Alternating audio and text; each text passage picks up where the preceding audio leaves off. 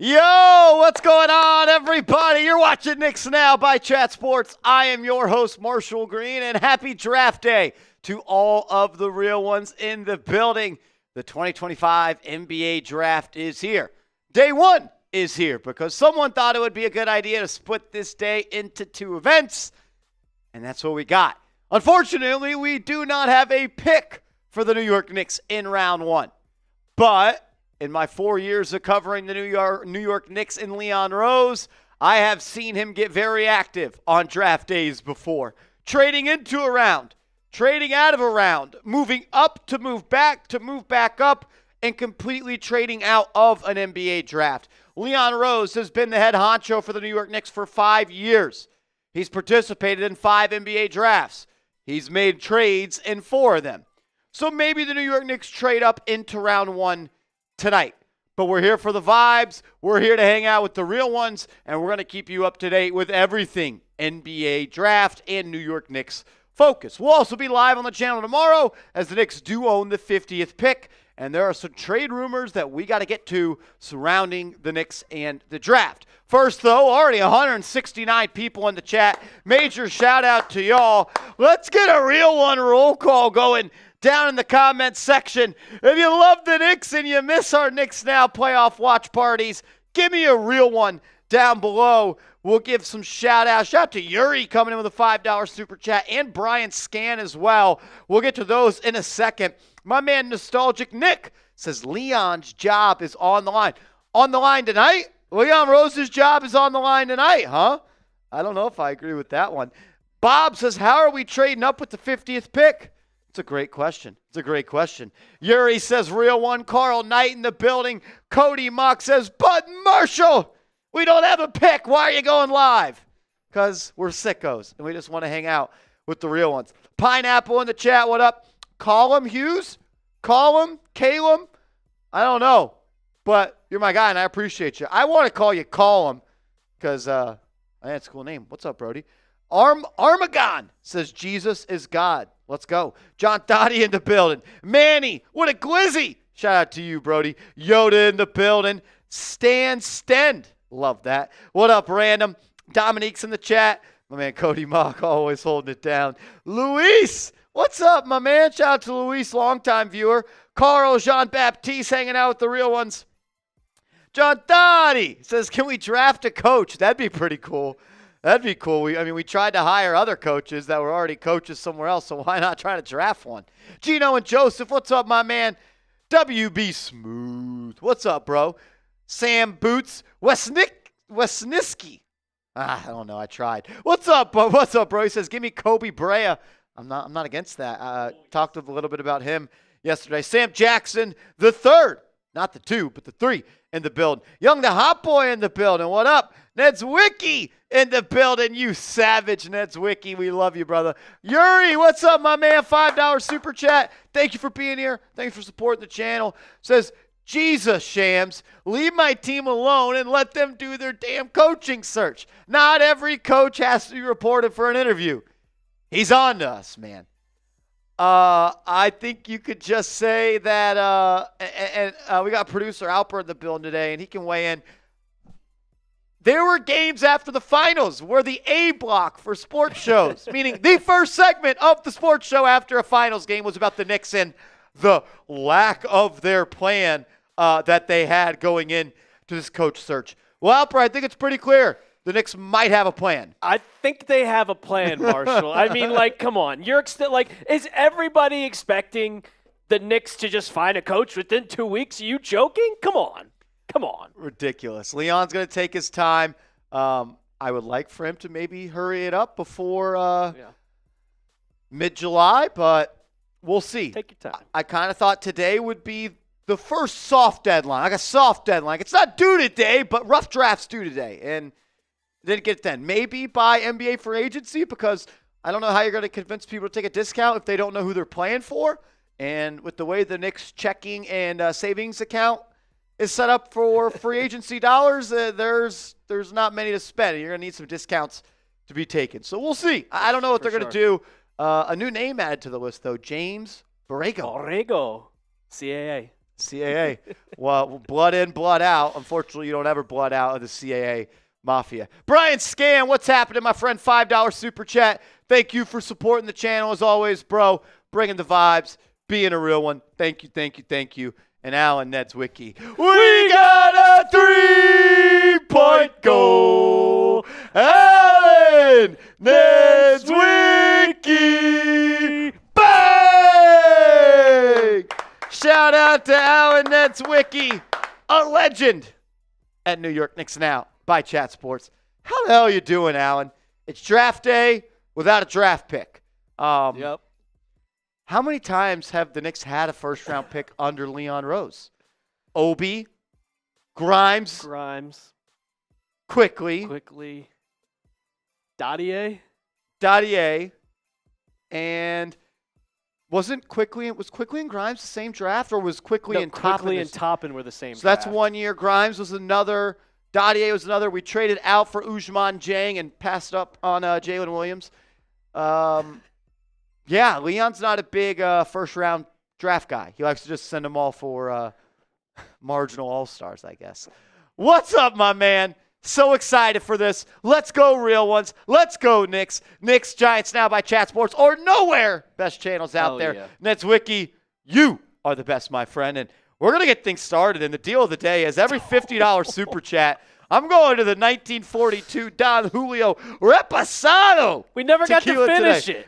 I We know. never got to finish We it. saved this for the finals, and it never happened. Never so. happened. Never happened. Hey, 2026 Knicks. I kind of like the way that sounds. East is wide open. Wide open. How we doing, Hunter? Shout out to y'all. Every $50 super chat today, I'll take a shot. Alper will take the next one for the 50. So someone from the crew, we're getting fun, getting lit, having a good time. And shout out to Alvin Yu, man. We're still working on this bottle. It's nice and chilled, though, which I am excited about today. Nedzwicki, we love you, brother. Thank you, thank you, thank you. Marsh, is that still from Alvin Yu? It is. We got, I would say we've probably gone through 70% of the bottle. Yeah, It does there's get a like little bigger at the 30%. base. It's been sitting in the fridge the whole time, so this is chilled. Absolutely chilled. Alvin Yu is a legend. He is. He is. Cody Mock, good to see you. Reefer _NYC, what's up, man? Or is it Refer? Because I have no idea what Reefer is. I miss you, Marsh. Miss you too, man. Miss you too, bro. Carl Nice has just graduated from high school yesterday. Shout out to Carl Knight. Carl Knight. Shout out to you, man. Proud of you. Proud of you. We so proud of you. For Nedzwicki. Oh, I haven't taken a shot of this in a while. Here we go. Oh, man. It's smooth, but it's got a punch. Oh, yeah. It's smooth, but it packs a punch. Tequila. Who are we picking up? Well, no one tonight right now, Lionel. No draft pick. I'm dead at Trace Moustakis' super chat.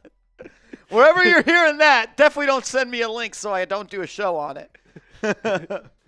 And did you hit him with the HDMI cord as well? Oh, my gosh. Mile High says, go Denver. Yeah, go Denver. Yeah. Speaking of Denver, Trace Moustakis in the building. The host of the Broncos Breakdown here at Chat Sports. He's crushing it. Shout out to Trace. Do you hear it? Greek Freak sounds like an egg. Bing bong. Bing bong. Oh, I think we're going to need a bigger bank if we're going to sign him. He needs to request a trade first. I know that the early returns are he's not going anywhere. If they don't make a move, I think maybe mid-July we hear a little bit different plans coming from Giannis's camp. It's just like he wants to win, and there's just no possible way you're going to win when your whole entire team is Giannis and Kyle Kuzma. Oh, man. Oh, Bronx boys roasted you right now. Vinny Pip. Look, I'd say you should go to the barber, but there's not much for you to cut up there. There's not much for you to cut up there. Make sure you use some sunblock on that ball that you're rocking this summer. Good to see you too, Vinny Pip. My man John Pettit in the chat. What up, bro? Says, I don't see the Knicks doing too much, so don't get too disappointed, Knicks Nation. Yeah, look, I don't see them doing too much either. How the hell are you, Vinny? Happy Wednesday, brother. What's for dinner at the Pip House on a Wednesday night in mid-June? I'm curious. Grilling out? Are we grilling out? I read a report 30 minutes before the show that Steve Popper thinks the Knicks could trade out of the second round and not make a pick at all in the NBA draft. That's possible. I would not be shocked. I would not be shocked. They're always thinking. I'll ask you this question. Do you think they focus too much on the salary cap? Because that was his point of trading out of the draft, to not add unneeded salary right now. I mean, the NBA champion was built, besides their point guard, through the draft, and Isaiah Hartenstein. So most of their team was built through the draft. I think in today's NBA, you should prioritize your draft picks. I agree. Because once you get them on that second contract, it's over. You have to win while they're still on that first or second contract. Because the way that the aprons are, and it still confuses the living hell out of me, like, what the hell is a poison pill or... That's what they gave Jeremy Lin back in the day, the Rockets. Yeah, like... That was the first time I had ever heard of the poison pill. It still confuses me, but the salary cap is all over the place. Like, just get them on that first or second contract before they get way too good, and you're going to have to pay way too much money. I had something that, the reason why I asked you that question, but... Then I saw the comment of the year from Cody Mock. Carter at 3, trade back for Dart. That's good, Cody. I forgot what I was going to say. It was too good. Carter at 3. Where I was going to is the Knicks prioritized saving money last year instead of picking someone 19th overall. And they selected Dadier, yes, because they believe in him, but because of the salary repercussions as well. And it's like, Knicks could have benefited from a couple of maybe a 19 overall pick last year in the playoffs. Like, they probably could have benefited from that. And they definitely could have benefited from a second-year player being the 19th pick overall in the draft. I don't say that to say they're trading up today. I've said it a billion times. I think the Knicks under Leon Rose with Rosas and Brock Aller and all of the awesome cap guys that they have, they're the most forward-thinking and most understanding, I think, of the new CBA. But I also wonder if sometimes they just think they're too smart. Like, we could have used a rookie last year, and we could, I'm not saying use the 50th overall pick this year, but yeah, your top 20 pick is supposed to play half the season. You don't see your top 20 pick getting DNPs 95% of the year. Literally. So, thank you for coming to my TED Talk. Joey DeLuca, thank you for sending the super chat as always. Always in the building. Always holding it down. Real one for life. Shout out to you, Joey. And make sure you guys are like Joey and being real ones and have hit that thumbs up icon on today's show. We're still 10-plus minutes away from this draft being kicked off, but there's already 260 people in here. But only 61 likes. So if you could, please hit that thumbs up icon. It's free. It's easy. Support the show. Help us grow this channel. We're on our way to 100,000 subscribers. And if you're already subscribed, the easiest way to help is by just liking the video. So if you have liked the video, type me in the comments section, and we'll give some shout-outs on today's show. I want to show some love to all of y'all in the chat. Manny with a glizzy says, bro, Pacoma's nice on 2K. In 2023, potentially the next GOAT. Paco Gaudier? You still play 2K? I haven't played 2K. I bought 2K this year. I probably have played less than 5 full games. Yeah. I bought Madden this year. I played it for 2 weeks. I bought NCAA for this year. Played for 2 weeks. I recently bought MLB The Show because I was like, man, I need a video game for the summer. I bought it 3 weeks ago. I haven't played it one time. Yep, I bought PGA 2K25 because, like you said, I needed a game for the summer. I played it 3 times and haven't turned on my Xbox in weeks. I used to game every day, but I don't know if it's just because I'm tired when I get home from work. It's like I don't even want to turn on the Xbox and play. Yep, that's exactly how I feel. I used to play all the time. I don't know. Callum, my man. Callum, call him. Real one. That's what we're calling him. Shout out to you, my man. $5 super chat. Apologize for butchering the name. I'm not that smart of a guy. Hey, what up, Marsh? Sending my love from the UK. That's sick. Been watching since the start of the season, and I love your energy. Keep up the good work. There we go. CH, thank you, man. Thank you. We really appreciate that. Thanks for riding out the full year with us, man. It was up and down, and there's probably a lot of things that I said that made people not want to watch this show anymore. And the fact you're here, we appreciate it. Thanks for continuing on this journey with us, and I know you're going to be on the ride as well to Knicks in 2026. Knicks in 6 in 2026. How about that? It's gonna creep up on us real quick. We're like 90 days away, I think, from like game 1 or something like that. It's already, I mean, what's today? June 25th? June 25th. July 25th, August 25th, September 25th. Then we're two weeks away from the start of the year. So what, 3 months away from training camp? That would probably be, 90 days. It's I don't know if I love the NBA's offseason schedule. No. I don't know if I do. I do not know. I mean, the NBA Finals ended 3 days ago. 3 days, and we're already got the NBA draft. And when does Summer League start? Probably like second week of July. A week or two? I also read something. I don't remember who it was, so hopefully no one gets upset that the Knicks are leaning towards wanting to hire a coach before Summer League, but who knows? Dice going to coach him? Yeah, so I'm going to say, are we going to have Dice, Tibbs' butler coach? Because that's about what Dice was. I don't know. Cody Mock, it's 1 a.m. in the UK, no? I could not tell you. They're 6 hours ahead of our time right now. So 12:52. 12:52. Cody Mock, you know time zones. Dennis in the building. What up, bro? Let's trade Mitch now. Look, we did a video today reacting to Frank Isola's scoop that the Knicks are shopping, taking, or making calls on Robinson and Bridges. I'm not against any move that gives the Knicks a better chance to win the NBA Finals next year. I don't know if trading either of those guys does. I also don't know if it doesn't. Like, what is Mikal Bridges' trade value out there right now? It's not 5 first-round picks, I can tell you that much. No, I think you're right on that. I saw a tweet today, because it was a year ago today the trade happened. If you could undo the trade, would you do it? I don't know.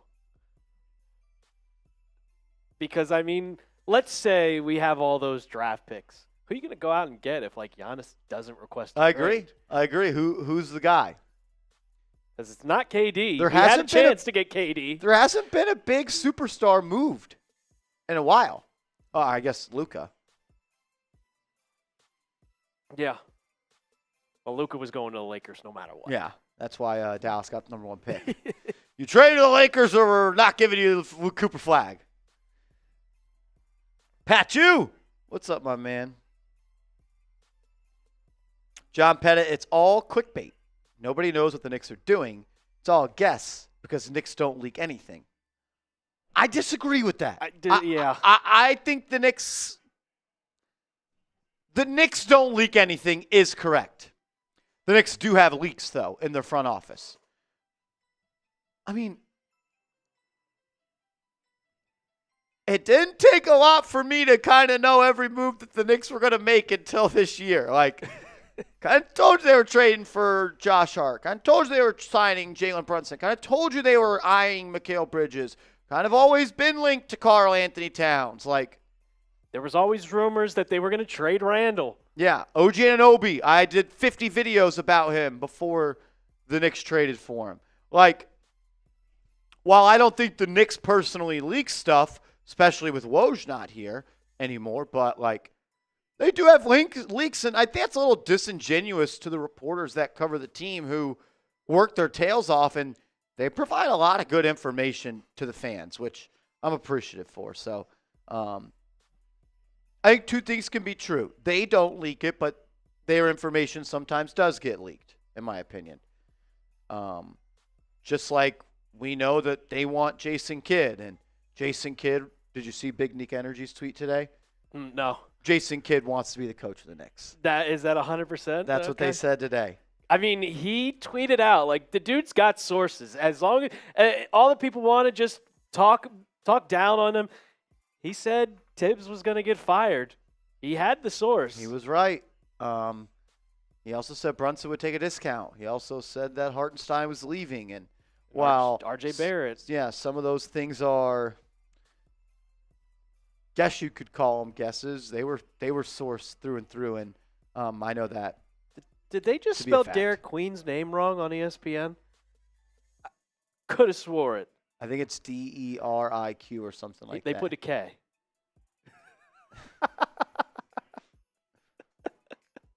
Now I'm second guessing myself. No, it's a K. It is? Okay, because I thought it was a Q too. That's a funny way to spell it, that's for sure. Yeah, look, and if the Mavs wanted to shut down the Jason Kidd rumors, they could with an extension. Yep. Very, very easily. And they haven't extended him. And we just saw Jason Kidd's lead assistant go to the Spurs. We're also seeing other assistants leave.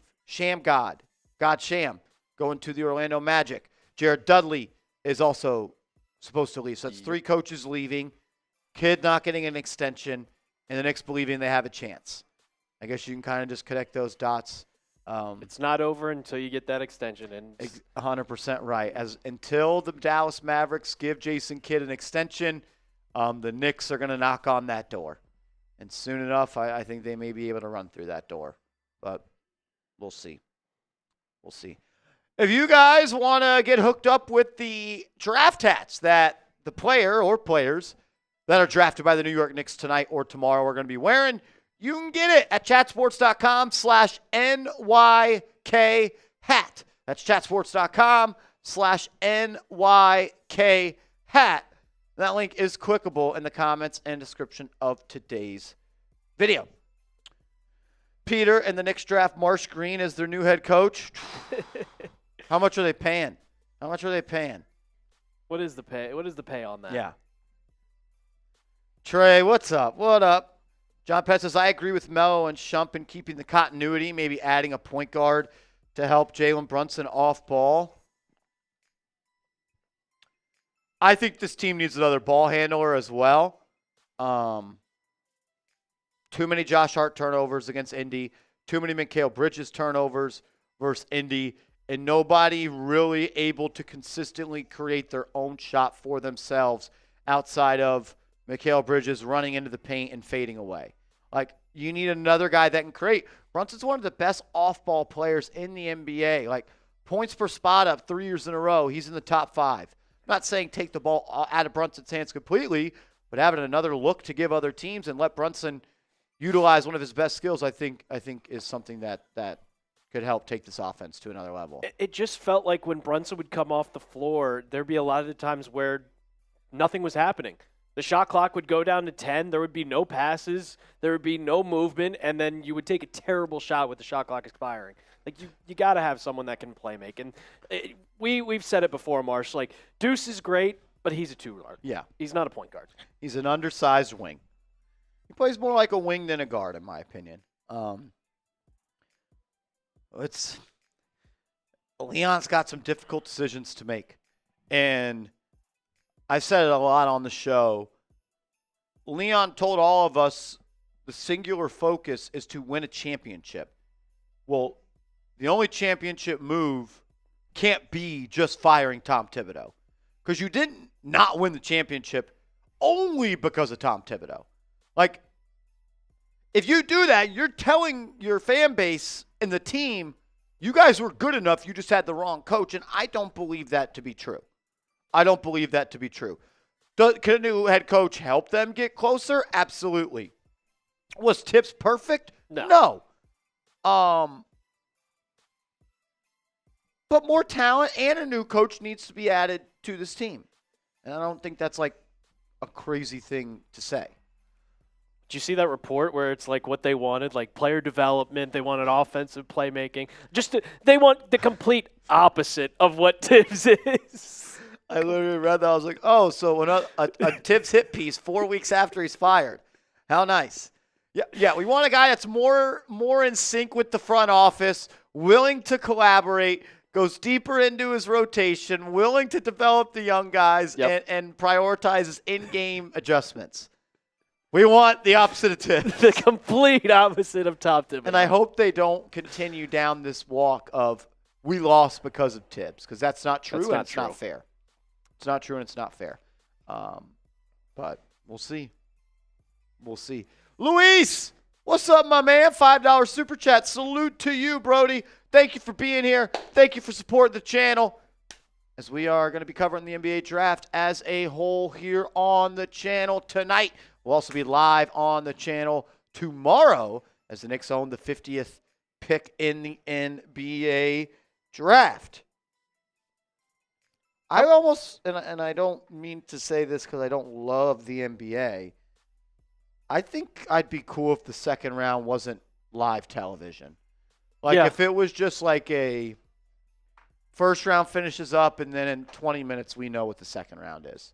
That'd be nice. Yeah, that'd be nice. We'll see, though. Seal Pasito! Why are we here? Because we're sickos. And we're hanging out with the real ones, man.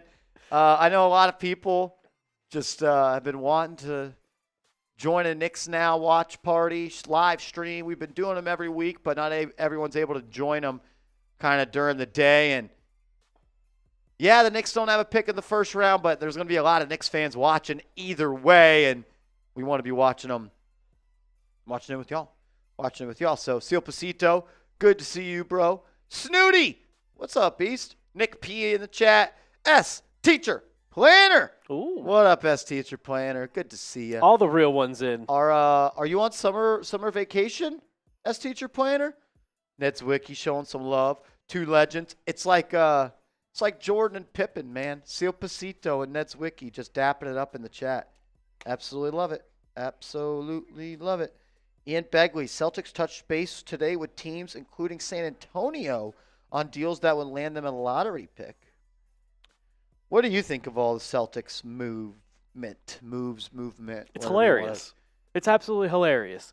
Like, you saw yesterday with Smitty going nuts because they traded away Porzingis, and it was a complete salary dump for Georgie Niang.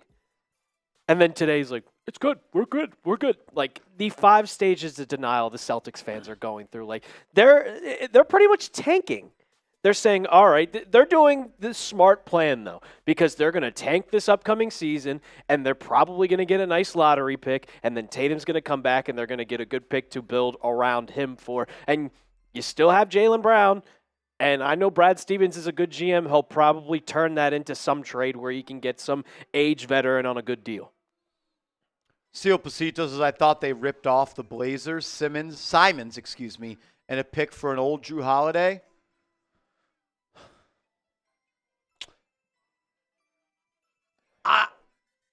Yes, Simons is younger. Yes, Simons is an ascending player, while Drew Holiday is a descending player. Drew Holiday gives any team, in my opinion, next year and the year after a higher chance to win a championship than Simons, but Simons does have more room to travel to get to his peak, if that makes sense. He's a better scorer, but he's a way, way worse defender. Exactly. And when you're the Celtics, when you have these guys like Jaylen Brown, I mean, Jason Tatum's not there this upcoming year, but, like, do you need more scoring? Need defending. I get confused in why the double standards don't apply to the Celtics. Oh, the Celtics are making so many smart moves by shedding salary. Well, Brad Stevens signed Kristaps Porzingis to that contract. Brad Stevens signed Drew Holiday to that extension. Yep. You don't get credit for digging yourself in a hole and then digging yourself halfway out of it. I pooped on the floor, but I cleaned up my poop. Give me credit because I cleaned it up. No, that doesn't make any sense. I don't understand how that. If the Knicks did that, if Tom Thibodeau had a player who tore his Achilles when he came back from a calf injury, you know what the talk would be? I don't get both ways. Do you realize what We experienced it when we traded away Porzingis to the Mavericks. How much of a laugh, of a joke everybody made for the Knicks saying, they traded away their best player. Look at what they did. Blah, blah, blah, blah, blah. If this happened yesterday with the Knicks and they traded Porzingis for Georgie Niang, oh my God, it would have been the lead story on SportsCenter. It would have been the lead story on every single TV show. Yeah. Pasito, you make great points as well. Like, the Celtics, the Tatum injury throws a big wrench into it. But I was talking to Smitty, and he kind of felt like they were still going to do these moves even if Tatum was healthy. They had to. Exactly. And you know why they have to? Because they overpaid these guys. They backed themselves into the corner. And I get it. They did win a championship. So, like, you won a championship. You did. But you also didn't get to the championship this last year. You lost in round 2 as one of the biggest underdogs in recent NBA history in the second round. So, like, you risk the future of your franchise for one championship, and while I would do the same, I guess it's just because the Knicks are never covered fairly, so I want everyone else to be covered in that lens, and it's just not the way it works. I don't know. Agreed. Like, you're not going to pay the $500 million with Tatum out, but like, if you held on to Porzingis and Holiday for this year and next year, do you have a better chance to win that first year with Tatum back than George Niang and Anthony Simons and the moves you make after? I don't know. Yeah, Kenya, you're right. Shout out to you, by the way, King Kenya. The new owner just shelled out $6.5 billion and had to pay $500 million in salary and taxes.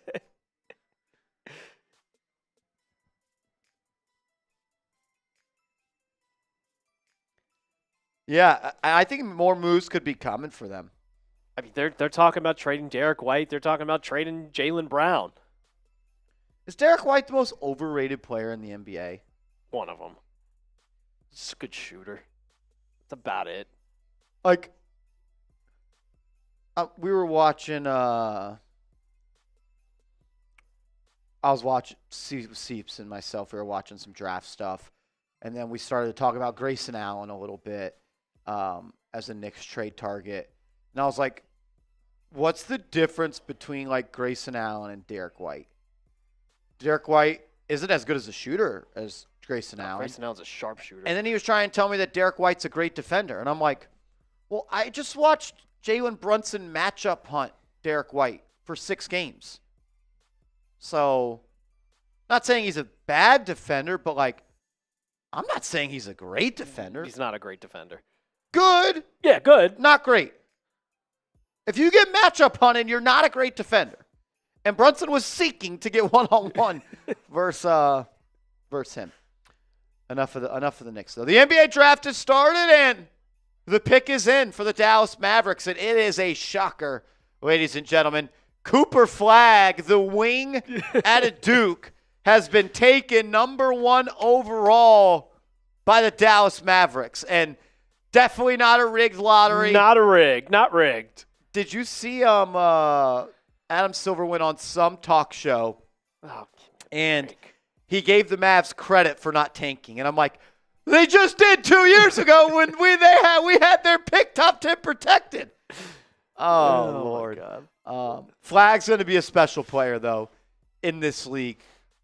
You could say this about every player in the NBA draft. I'm really interested to see what the final version, like Cooper Flagg at 28 years old, what player is that? Because, well, I don't necessarily think he does anything elite on the offensive end right now. He does everything at about a B-plus rate. What he does do at an elite rate is what he could do on defense. He's going to walk into this league and be a premier defender. I'm curious to see how the ball handling, scoring, and overall just player and his profile look like on the court. I really hate doing this, like, comparison, but watching him multiple times throughout, I just felt like it was like a slightly slower, kind of the same play type as Tatum. Yeah, I could see that. And I don't want to compare it to, like, they went to Duke. They both went to Duke, but that's kind of what it felt like. Agreed. Bigger guy that can Yeah. handle, not necessarily great at anything yet offensively, not saying he won't be, but like one of the highest floors that you're going to see coming into the NBA. I want to see how he progresses as a shooter, how he goes about scoring in the NBA. Is he going to be a handler? Is he going to be strictly a wing off the ball? I think like he had to be the pick. I know a lot of There's people no doubt love about Harper. Like Seeps was trying to tell me he thinks he would take Flagg, but Harper's in the discussion. I'm like, come on, man. But Did Rutgers even make the tournament? no. They had Ace Bailey and Dylan Harper, two guys that are probably going top 5, and they didn't even make the NCAA tournament. Like, I get it's a team sport, but come on. What a surprise. Flagg, Anthony Davis, Gafford, Lively, Washington, Najee Marshall, they're going to be able to defend in Dallas this year. And then in March, Kyrie comes back. Kyrie will come back to close out the season.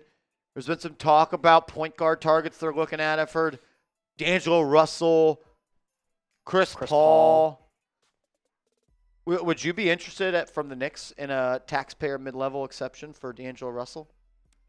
$5 million a year for 2 years? I just think D'Lo is a stat padding machine. Like, watching him on the Lakers, it felt like every time he was on the court, he could give you 20 at any point, but just no type of defense, like ball stopping, not making your team better. I'd rather go Chris Paul. I would be cool with Chris Paul as well. I would. I'm interested to see how the point guard market shakes out in free agency. Does Tyus Jones, does he go and sign for the taxpayer mid-level again? It's essentially what he signed in Phoenix for. I don't think he's going back there. Knicks had interest in Tyus Jones last year. That deal almost got done, and Phoenix came in and offered a little bit more than the Knicks could. I like Tyus, but I also don't love that he's so small that you can't really play him and Brunson together. It would be the same type of – you would have no defense in the backcourt. Yeah. I would really score. like Dennis Schroeder, man. He is he perfect? No, but No. I think we all need to We saw realize it who in we're the getting first for round. $5 million. We saw it in the first round. Yeah, he made some big shots. He competes. He doesn't back down. The game doesn't fall off a cliff when Brunson comes in and Brunson goes out and Schroeder goes in. I don't know. I think he might be a little bit too expensive for us. It's anybody's an upgrade over campaign. Yeah. At this point. And this offseason, this is one offseason where there is no free agents. Not a lot. My man CPJ in the building. What's up, Beast Mode? What's good, CPJ? My man CPJ, how you been, fam? How you doing? Nostalgic Nick says Cole Anthony. We would have to trade for him. What's his contract like? He just... I want to say it's in the teens.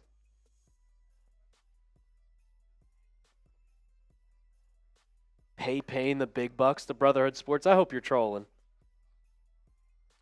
Cole Anthony makes, I want to say 13 mil. I'm pulling it up right now. Jaden Rossi, do you think the Celtics trade Brown or D. White? I think they make one more move. Free man's for life in the building. What up? Delano Banton? I love Delano Banton. I love Delano. I started watching him 2 years ago, a year and a half ago during 2023-4 season. I was like, this dude is low-key nice.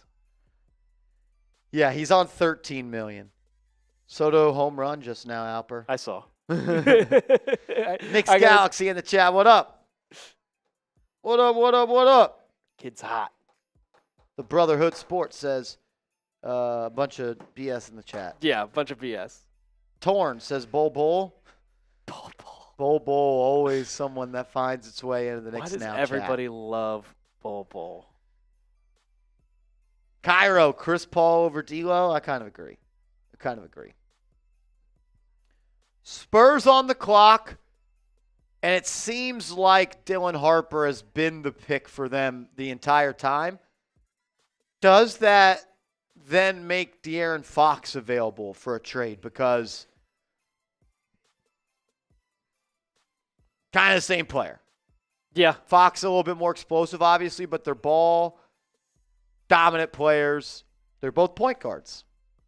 It depends on what the Spurs see their ceiling is this year. Yeah. Because if they want to go all in for this year, then you keep him. If not, then yeah, you should just get rid of him.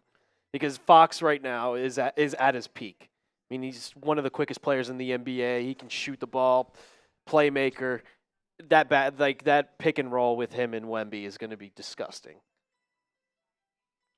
If I'm the Rockets, I'm calling the Spurs and I'm trying to get De'Aaron Fox. Like, you guys got Harper, you got Vassell, you got Castle, you got your trio of guards.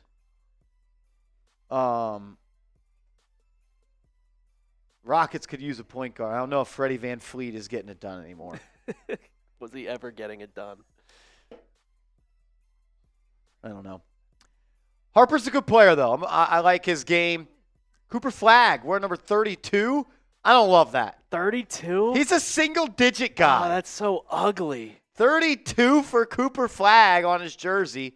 That's a number he's going to be wearing with the Dallas Mavericks. What's a famous 32? Magic? Was he 32, right? Was Magic 32? Let's see. I think he was off the top of my head. Yeah, 32. 32? It's probably the number one I could think of. Shaq was 32. Good pull. Yeah, 32 is a big man number, Pineapple. I'm not a 32 guy. I got one for you. It's the first one that popped in my head. Ronaldo Balkman. Oh, not Balkman. Not Ronaldo.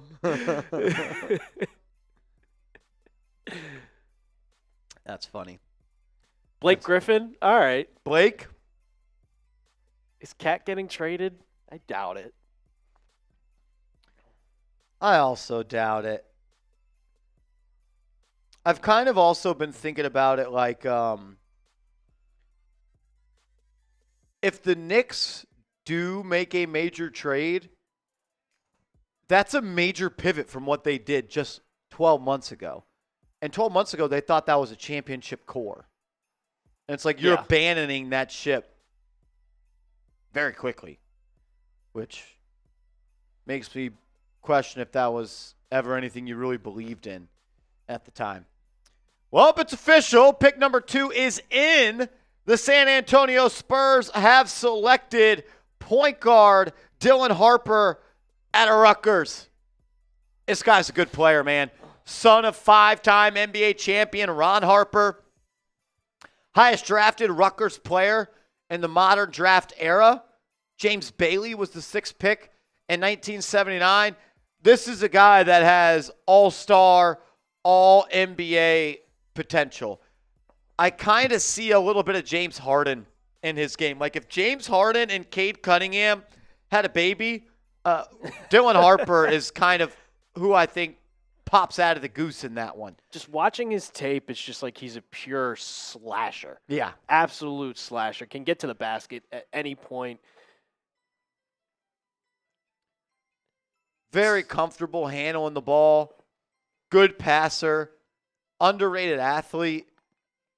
He's going to be an immediate impact player, and we could be seeing a dynastic type duo being built in San Antonio between Harper and Wemby. I've also said this before. The Knicks got to get their chip before we enter the Wemby era because Lord knows what happens once that starts. And I hope that he doesn't go down to the injury bug. The blood clots last year was awful scary. This league needs him to be healthy. We deserve the right to watch him grow in this league, and doing it alongside Dylan Harper, that's going to give San Antonio a really competitive duo for a really long time. It is Ron Harper's son. Yep. I didn't even know that until like 2 weeks ago. Ron Harper. The Dylan NBA, Harper. like, once all the stars retire, because KD's not going to be here, LeBron's not going to be here, Steph's not going to be here, and guess what? They're all in the Western Conference. Stay over there. Like, The second all those players retire, it's all Wemby's conference. Like, Luka's still there, but we'll Wemby see. and SGA. Hate to say it. But once you have to pay all of those guys, like once you have to pay, You you're would gonna think. That's what I think. I think you're right. let you give SGA the super max. Then you got to pay Jalen Williams. You're gonna have to figure it out what to do with Chet. Like, You are right. is Isaiah Hartenstein going to get more money after his contract's up? I don't know. I could see them getting off of him.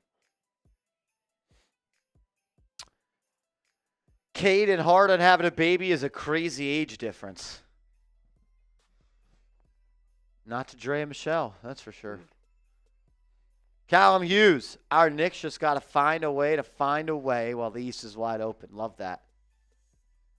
Is that Dylan Harper's mom? I was like, She seems really funny. yeah, She seems really funny. seems like a great person. Yeah, no, she's definitely involved in like community service and all that stuff. She's a nice lady. You know what I'm saying. You know what I'm saying. Nostalgic Nick says OKC got the West. They do. It's their conference right now. Man, the NBA it's interesting, but I also feel like, I don't know, you always feel like this after the title, but like, am I going to be shocked if it's OKC again in the finals? No. No, not at all. Like, who's the number one contender to take them out? In the West? Yeah. I can't think of it. Rockets? Yeah, like Nuggets took them 7. Yeah. How much draft prospect film do you think Kendrick Perkins has watched? I have no. How much draft What's up? tape has Stephen A. watched? None. How were the people? All idiots. What are they saying? All idiots. What are they saying? I played a game with them called Red Flag, Green Flag. Okay. Describe a player. Y'all can play with me in the chat. Type red flag or green flag. I'm going to describe a player. You tell me if it's a red flag or a green flag. All right, your superstar, he smokes. Red flag, green flag. What does he smoke? That was the number one question after I asked that. Now, wouldn't you like to know, you narc? If it was hookah, he definitely can't play for the Dallas Mavericks. Okay. Let me know. Red flag, green flag in the chat. What do you think? Red flag? I'm going to say green flag. KD smokes. Smoke him if you got him. If your best player gains weight in the offseason, gets a little fat, is that a red flag or a green flag? That's a red flag. That's a red flag. Red flag. Major red flag. All right. Fouling out in the NBA Finals, pivotal game. Is that a red flag or a green flag? That's a red flag. That's a red flag. Red flag. Tearing your Achilles into. Jeez. Yeah, arguing with the refs every single call. Red flag, green flag. You're flag. kind of just describing Karl Anthony Towns. Oh, ridiculous. Was there like a good crowd of people out there or no? Yeah, dude, but they wouldn't let us film. Like, we had to film across the street. Like, we were filming What? in front of in the AAC, and they're like, move along, move along. Like in that Dave Portnoy pizza review. Did anyone give you permission to film out here? Literally, that's what happened. We were like, it's the sidewalk. Ridiculous. Diverse, just spamming red flag. Bronx Boy says, look at that handsome face. Dude, we both kind of got edged up a little bit. We And do. speaking of the third pick, it's VH Edgecombe. Really? Immediate reaction. Who? Nah, I mean, the biggest concern with him is like his shooting ability, right? VJ Edgecombe, outside shooting ability. Yep. You have, McCain there is point guard. Like, It doesn't make any sense. I know Smitty's a big Con Kneppel guy. Would that have been a better fit? Well, he is a Celtics fan. And a Duke fan. And Duke. They definitely have a... You know what's the difference between Con and the other guys on the screen right now? He's Well, taller. that's Cooper Flagg. Did you see that video? No. Go to announcements and watch the video. They did like this angle on ESPN where they were like doing these like panning where they would pan from the ankle up, and the girl was like, and there's Cooper Flagg, and they got on their face like, oh, that's Ace Bailey, and then we went to, and then she was like, oh no, this is Cooper Flagg, and it's like, nope, that's Harper. It's like they only look a little bit different. Just a little, just a tiny bit. Girl, call. Let's go to a player profile scout job on VJ Edgecombe. Shout out to producer, now host, Nick Roloff. He put a lot of time into scouting the NBA draft. An explosive athleticism that shows up as a finisher and on defense. Has shown the ability to develop into an elite shooter on the perimeter, and still working on his creation off the dribble. Rolly had him as the third best player in this class, second best guard, I presume, behind Harper. This pick just really doesn't make much sense to me because the Sixers have so many guards. Like, everybody's assuming that they're going to re-sign Quentin Grimes. So you already have him, you have Maxey, you have McCain. That's 4 guards right there. Where's the minutes going to go for all of these? You can't have all 3 of them on the court at the same time. Yeah, I agree, and maybe they're hoping that how tall is this guy, Edgecombe? I want to say no bigger than 6'4". Maybe they think he can develop into an elite defender, and then you run him and Maxey.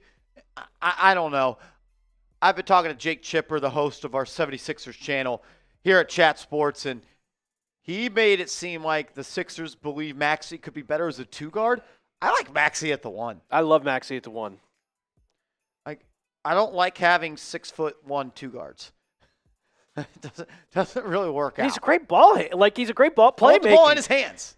He's a great playmaker. Call me a little biased for where he went to college, but shoot. I'm a big fan of Maxey. I wanted him so bad, and I was like, well, we're 2 picks away. And then the Sixers took him. If the Knicks would have got Maxey, that would have been so sick. It would have been awesome. So 19 years old, 6'4" guard, and 193 pounds. Edgecombe, slasher, good athlete, has the potential to develop into an elite defender, but he's got to improve that outside jumper early on in his NBA career.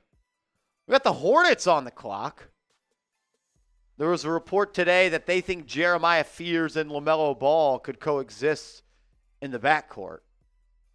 I don't know if both those guys are ball-dominant lead guards, so I don't know about all that, but I mean, according to Rolly's best available, it's now Trey Johnson as the best player on the board. Trey Johnson, that's the Texas kid. guard, yeah. Yep. Rolly, I know, likes Jeremiah Fears as well. Got Con Knipple in there, and Kaspadas Jakujonis. Jakujonis. The Knicks should trade up to the 21 pick. And what are they going to trade? We don't even know who's there yet. We don't even know who's going to be available at 21 yet. 395 people in the chat. If you could, please hit that thumbs up icon. We greatly appreciate it. If everybody could like the video, help us grow the channel, get the stream out to more people, and make this the #1 most watched Knicks YouTube page that covers the NBA draft today. If you love the Knicks, hit that thumbs up icon. Bobby Mark says the Charlotte Hornets could use a defensive-minded player. You think so? They don't play much defense there in Charlotte. They don't play defense at all. And is Miles Bridges ever going to be completely healthy? Is LaMelo's ankle ever going to hold up? Those are great questions. That's always their problem. Is they're always just hurt. Yes, they are. Knicks need a coach first, James Farrell. Knicks need a coach, huh? That's what the streets are saying. Knicks need a coach. They do. They do. If you have liked the video, type me in the chat just so we know who all the real ones are. 360 people watching, 138 likes. Those are rookie numbers. We are doing let's roll with the 50-50 raffle. 50-50? Haven't told the people about it. We haven't run a 50-50 raffle on Knicks Now in a while. Want to have an opportunity to put some money in the pockets of you guys. We do this on our Giants channel all the time, and people love it. And we've sent hundreds and thousands of dollars to people that watch that show. And I want to open it up to you guys. We'll do a 50-50 raffle. Kind of self-explanatory, but the way it works is if you send a $20 Venmo or a $20 Cash App to the handles on screen, $10 of it, 50% of it will go into a pot. And as that pot grows and grows and grows, that is how much someone will get. Has to be a Venmo, has to be a Cash App. However much money gets in, 50% is going to somebody. We'll do a duck race at the end of the show to decide that. So if you want to enter, $20 Venmo, you can enter as many times as you want, or you can send it in on Cash App. I'll be announcing when people enter. My man Creed in the building. What's up, Creed? What's good, Creed? We got the real ones tuning in. Let's go. Shout out to Creed, Alan Nedzwicki, Carl Jean-Baptiste, Big Apple says, good night, guys. I'm a big fan. Good night as in you're leaving, or like good night? Like good day. Good day. Good day, my friend. We got Jay Liv in the building. We got a 3-point goal. Jay Liv bang! Jay Liv a $50 super chat. Shalom. Shalom. Shalom, Jay Liv. How you doing, my friend? How you doing, Jay Liv? It's been a minute, Jay Liv. I know Jay Liv is someone that is extremely happy about the Knicks taking a long time to find their next head coach. He's not antsy at all, that's for sure. What are we doing, Jay Liv? When What are are we we hire doing? a freaking coach? When are they going to hire a coach, man? Who's it going to be? I don't know. I Marsh, don't know hand me what they're that doing Don either. Julio. I'm cool with Mike and Nori. All these guys feel safe. Yeah, every We single already one had of a them. safe head coach. None of them feel like, oh, we're going to take a gamble on this one. And none of them feel like, what the hell are you doing? Let's go, let's go, let's go. Alan Nedzwicki, a $40 Venmo. Ooh. You are a legend, brother. Ooh. Alan Nedzwicki is the real one. Are the Bang Bros out today? Alan Nedzwicki, we're going to get you into the raffle 2 times for the 50-50 raffle. It says New York Knicks Now by Chat Sports or nowhere. If you guys haven't ordered the hats or shirts, get one. They look amazing. Let's go, real ones. Get one. Alan Nedzwicki, you're a legend. And then Amir, a Johnny, he Ooh. put in 3 ducks into the race. He sent 3 $20 Venmos. Shout out to Amir Johnny. We already got 1, 2, 3, 4, 5. 5 ducks on the pond. Someone's going home with $50 today. We'll continue to update you on that. Jay Liv, Amir Johnny, and Alan Nedzwicki, the real ones lining up to show some love. Amir Johnny, what's up, my man? Shout out to y'all, bro. Isaiah Acosta says, how much are the hats again? At this point, we're selling them for $50 Venmos, my friend. $50 Venmo. I actually don't have one in studio with me. I got a Giants Now hat one. You send a $50 Venmo, my friend. We're going to send you a hat. We'll send you some Knicks shades as well, and you get to support the channel. So there we go with that.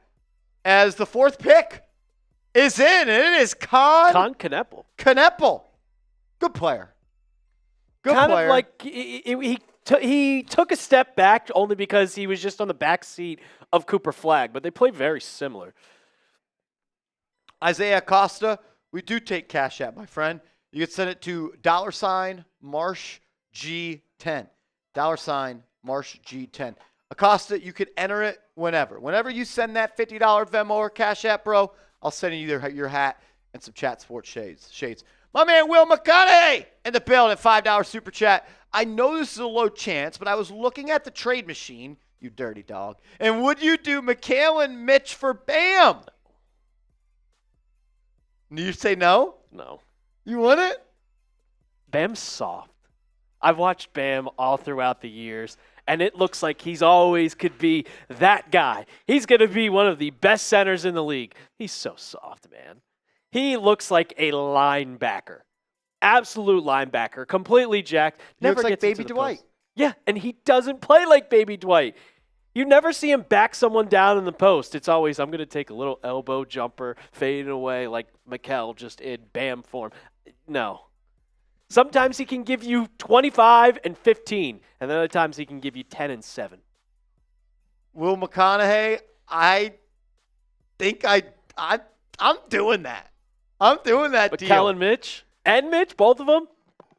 Bam, Cat, OG, Brunson. And you throw Deuce at the 2? Yeah, you're going to have to. Throw Deuce at the 2. You're a damn good defensive team. I've always really liked Bam. I do think he could be a little bit passive and soft. But I think there's an argument to be made. He might be a top 5 defender in the world. Great defender. I will not knock his defense whatsoever. I think I do that, Will McConaughey. I do. I can understand why anyone wouldn't, though.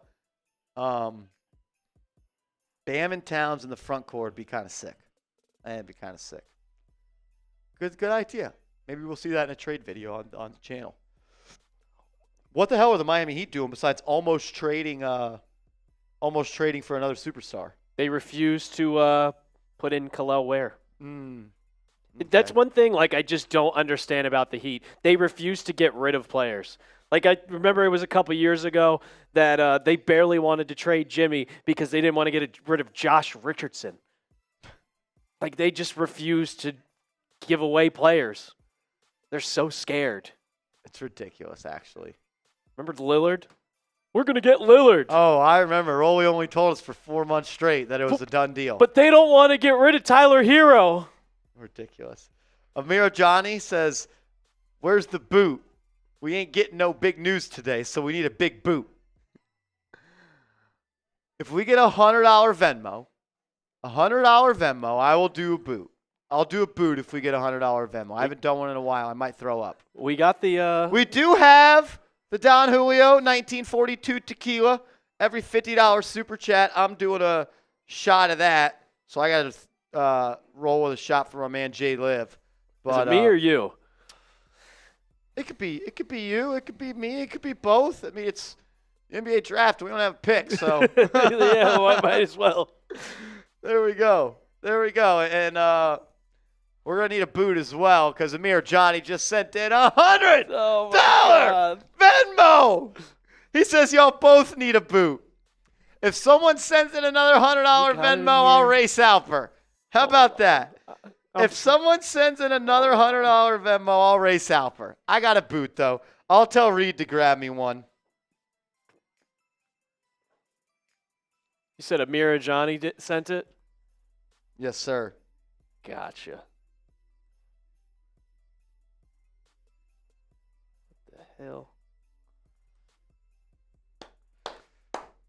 How does the tequila taste? Well, let me do a shot of it real quick. I'll tell you what, it tastes really good. This is really good tequila. Alvin Yu, a legend on the channel, he sent this in during the Celtics series. I think don't so. Remember. Let's go, Jay Liv.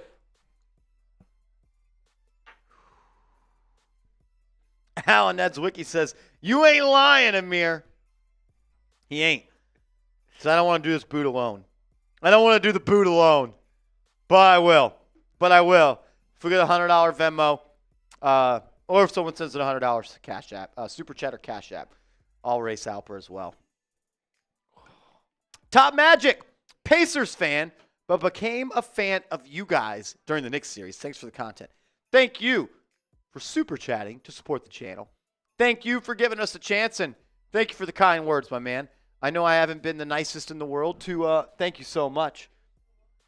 Shout out to Avery bringing in a Happy Dad boot for the real one. Me. Oh, God. Oh. What flavor? I want to say black cherry off the scent. I don't have a strong guess, though. I want to say, it says, do you drink a boot alone with nobody else? You're making my head hurt thinking what that question means. Do you drink alone with nobody else? I'm right here. I don't know. Is he asking if I drink alone? Because I don't. As the 5th pick in the 2025 NBA draft is in, and I think you could say this is the first shocker we've got, just because I didn't think this is where he was going, but he's going. Ace Bailey. They call him a wing. I call him a forward. Out of Rutgers. A man that tried to control his destiny in the draft. Control it with not even being in the league yet. It's a song by George Thorogood. Cool, because it definitely wasn't clicking in my head. Marsh, did you see what BKE tweeted about Jason Kidd? Was it about Kidd? I saw that one.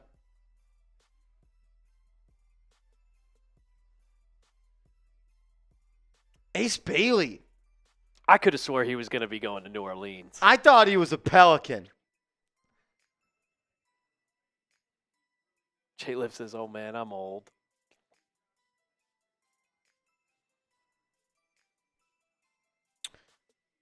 Yeah, Kidd. That's what I saw, too.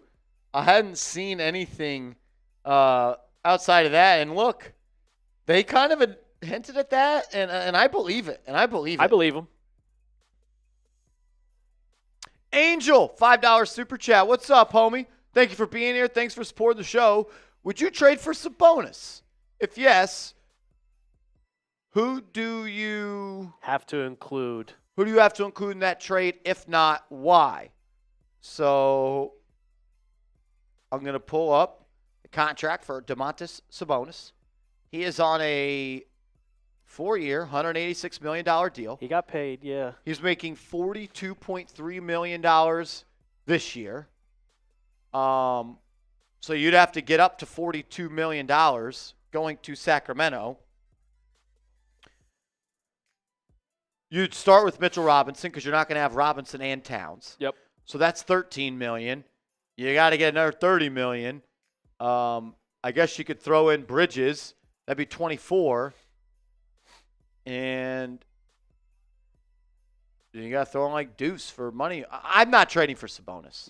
No. I don't want to play Sabonis and Cat. If I'm trading for Sabonis, I'm trying to trade out Cat. I don't like those two as a pairing together. I'm not the biggest fan of Sabonis. He doesn't defend, and he's a good counting stats guy. Empty. Yeah, a lot of empty stats. He's a skilled player. There's no doubt about it. He's a good player. But I think the Knicks already have a better center than him. I'd rather have Cat. I'd rather have Cat as well. I would. So that's kind of my take on that, Angel. You'd have to get up to $43 million. If you wanted to, you could trade OG. I'm not trading OG for him. If you wanted to do Towns for Sabonis, and would you do Towns for Sabonis and Malik Monk? Even though Malik Monk probably makes a bunch of money. I don't know Malik Monk's contract, but I would love Malik Monk. I've always loved Malik. He signed a 4-year, $77 million. That's 18. So 43 plus 18 is 61. Towns makes about 54. Towns and Deuce for Malik and Sabonis. I'd listen a little bit more, but I still probably think no. I just don't want Sabonis on the team. Yeah, I'm not a Sabonis guy, to be honest with you. I'm just not. I love Malik Monk, though. It'd be nice having a player like him next to Brunson. He can catch fire at any single point in the game. Sharpshooter, and also just high flyer. Yes, sir, Jay Liv. We will be live same time tomorrow night. We will be live for round 2, that's for sure. Shout out to you, Angel. We appreciate you. Pick number 6 on the clock, the Washington Wizards. The Washington Wizards. If you want to tell the kids about Ace Bailey, go ahead. Sure. Let me get this all cleaned up. Ace Bailey, I mean, if you've watched tape, a lot of people in this chat have got to be some Rutgers fans just being so close. I mean, just like hell of an athlete. You can see right there in the scouting report, elite shot maker, just rises over the top. He can dunk over any defender, like super tall, super athletic, one of the best wings. But you just really have to worry about his his behavior, just his mindset. He tried to control where he was going, saying, "Oh, I don't want to go to Philly because I want to go here. I want to worry about my second contract before even getting into the NBA." Do you want that? Someone with a mindset like that? I don't know. Well, he forced his way out of Philly, and now you're going to Utah. Yeah, J-Liv, what an absurd idea, splitting the draft between 2 nights. Yeah. Not a fan. Neither am I. Was Utah the place Ace Bailey wanted to go? And if so, who is giving him advice? What were the teams that he wanted to go to? Was Utah one of them? I don't know. That's what I'm saying. Because there was 3 teams that he wanted to go, like he was rumored to want to go to. Okay, I hadn't seen that. I know there was a lot of interest at the Pelicans. It was Pelicans. I think Brooklyn was one of them, and I think Washington was another one. Brooklyn with 7 picks tonight. Something like that. Yeah, they think, oh, this is where the future begins. Give me a break. Yeah. They're going to get a steal with the Knicks' 24th pick, 27th pick, whatever it is. Oh, Lordy. So how much do we have in the All right, so we got 5 ducks on the pond, to my knowledge. 3 for Amir Ajani and 2 for Alan Ned's Wiki. So that means $50 is up for grabs at this point. If you want to have a chance to potentially win some money tonight, a $20 Venmo or $20 Cash App gets you in the 50-50 raffle. And every time someone sends a 20, 10 goes in the pot back to a viewer. We're already up to $50 there, and that is only going to continue to grow and grow. I've also got a beer boot, Happy Dad boot, I guess is a better way to say it, because my guy Amir Johnny sent in a $100 Venmo. If someone sends in another $100 Venmo, Alper has the next boot. But I'm just going to go ahead and knock this one back. Good luck. It's been a while. It's been a while. I've kind of been stalling. My stomach is already kind of in a tizzy, but I'm doing it for Amir Johnny, and I would definitely not do another one for sure. Wink, wink. Shout out to Amir Johnny for that one. Let's see if Marsh can take this down like he did during the season, because by the end of the year, it was going down really fast because we were doing it pretty much every single watch party. There we go. There we go.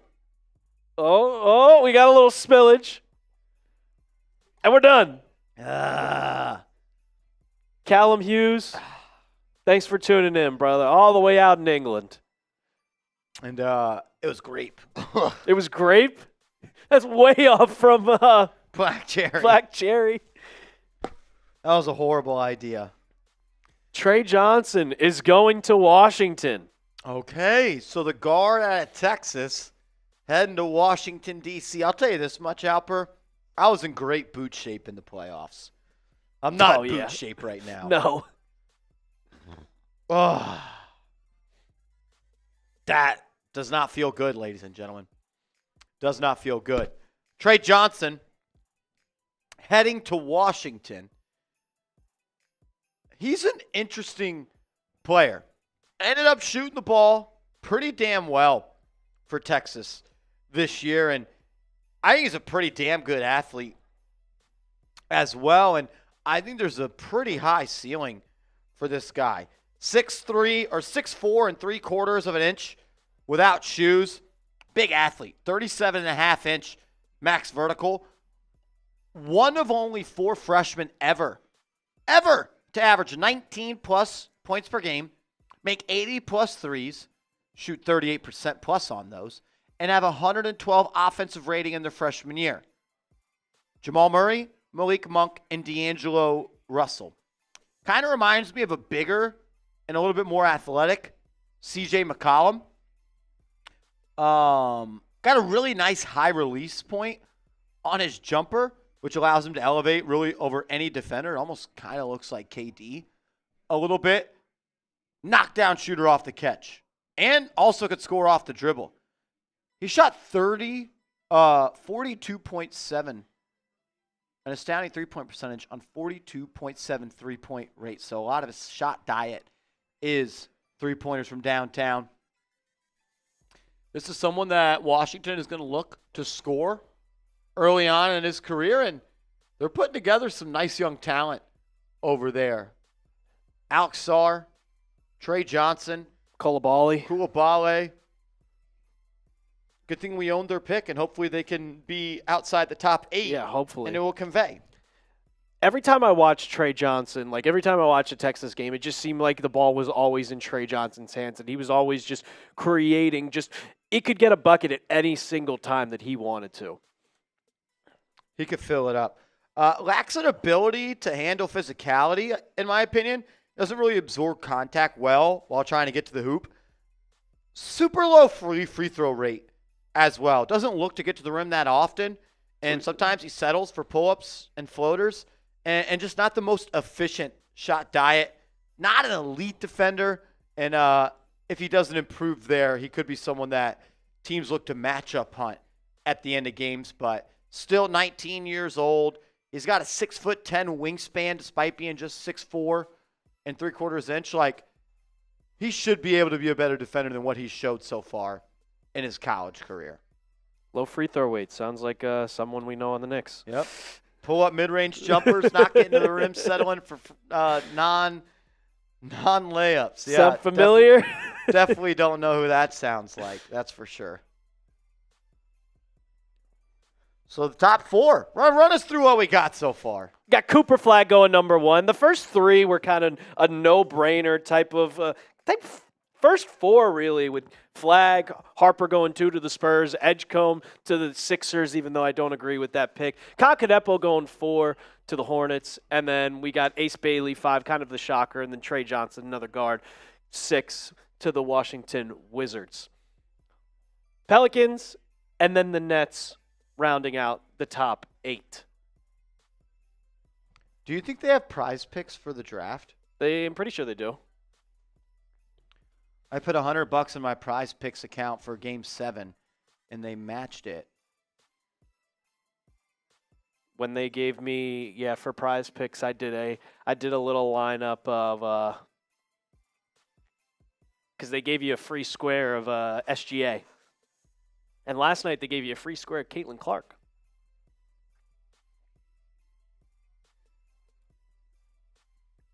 Amir Johnny says Bridges gets a bad rap. I think a different coach can really unlock him. I hope you're right, man. We need it. We need it. Dude, that dunk versus Celtics. Oh, my God. I don't understand why he didn't attack the rim more frequently like that, man.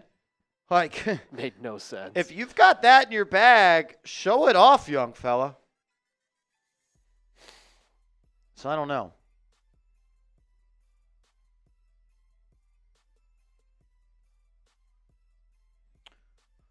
All right, who do we got on the clock here? The New Orleans Pelicans? The Pelicans are on the clock. Just made that trade that had them land Jordan Poole. So kind of a different look now for New Orleans. Do you like their lineup? I mean, you have Murray, you have Poole. No. Zion, Herb Jones. I love Trey Murphy. So do I. I like Murphy. I like Herb Jones. And then Missy, is that their center? Yves Missi. Yeah, Yves Missi. I actually liked him and wanted the Knicks to kind of take him last year, but kind of reminds me of Mitchell Robinson, to be honest with you. It's just an interesting That team makes no lineup. sense. Yeah. I don't know what their plan is. Like, do they trade Zion away?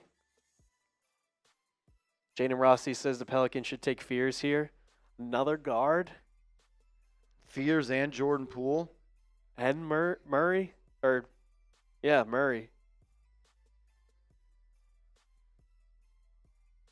Jones. Trade Trey Murphy. Johnson, you says that I wish the Knicks took Grady 2 years ago. Pause. There's got to be a pause in there somewhere. That's why I said Grady. Johnson, you. Wow, and They're going with another guard. The New Orleans Pelicans are selecting Jeremiah Fears, the point guard out of Oklahoma. I'm a big fan of this kid. I think he's going to be a good player in the league. And he's the type of player that could be a lead guard for a really, really good contending NBA team. And the Pelicans don't necessarily have that. And if you want to run with a young core of Jeremiah Fears, Zion Williamson, Trey Murphy, that's not the worst idea in the world. Last year, averaging 17.1 points per game for the Sooners. Not the most efficient shot percentage for him, but he had a lot of responsibility on his shoulders as well. Kind of had to do it all for Oklahoma in the SEC this past year. Got decent size for a guard at nearly 6'3". Could benefit from putting some weight on at just 179.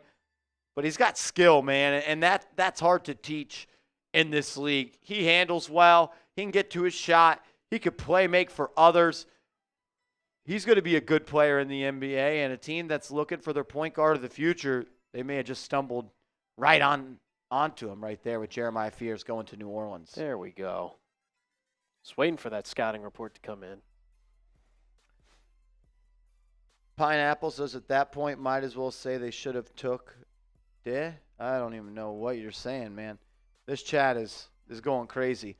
Fluid ball handler who can create a shot for himself from anywhere on the court. Has potential to thrive in the pick and roll. Really nice upside in his jumper, but the perimeter shooting was an issue last year. Like we talked about, the shot diet and the overall consistency and just the smart shot taking wasn't necessarily there, but he had to do absolutely everything for Oklahoma. They were not a good team. He was clearly the best player on that team. They were going to go as he went, and sometimes when you find yourself in a role like that, you're trying to often do too much just because you have to. So I want to see how he plays in the NBA with more of a defined role, less of a burden to carry an entire offense. 69 percentile in isolation settings. And a really, really good free throw shooter. Gets to the line a ton. Got to convert when you get there. First round picks out of Oklahoma in the last 30 years. Blake Griffin, Jeremiah Fears, Troy Young, and Buddy Hield. Little B-ball factory down there in Norman, Oklahoma. Rolly's rankings here at Chat Sports had him as the 4th best guard in the draft and overall the 5th best player.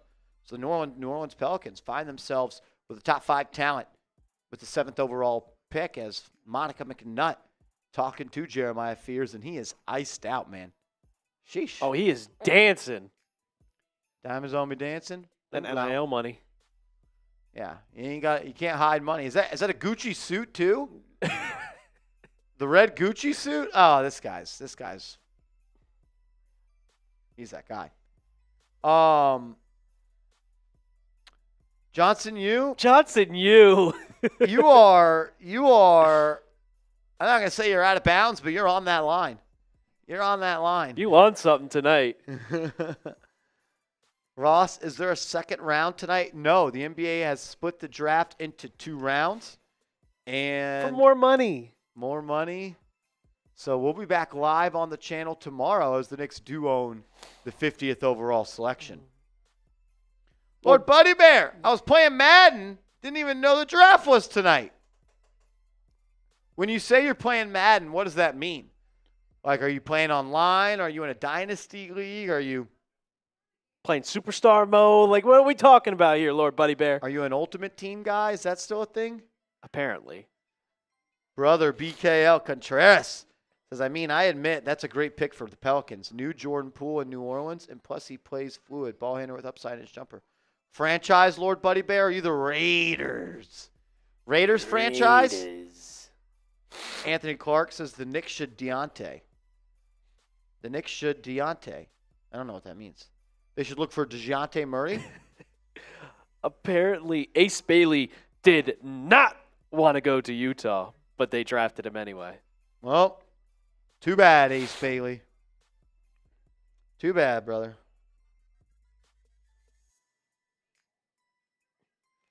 Sonny Lee is at the draft interviewing picks. Is What? OG Anunoby there? Is OG there? The Nets are on the clock. The Brooklyn Nets are on the clock. Team needs. I agree. Everything. Everything. The restricted free agent, like, I really like Cam Thomas. I like Cam Thomas. He's a bucket. He's a bucket. But if Cam Thomas is your best player, you're not in a good spot. No, you're not. And the Brooklyn Nets are not in a good spot. And not according to Knicks Frequent. That account, I can't believe he's like 80. It's unreal. He tweets like a high schooler. It's unbelievable, man. Get ready to learn more, Johnson. You. Franchise is the only valid mode. Ultimate Team. PMO. Pissed me off, I think. Oh, okay. Yeah, because you got to pay money for it. It didn't used to be like that. No, it did not used to be like that. They found a way. They find a way to pull every dollar out of you that they can. Those guys over at EA.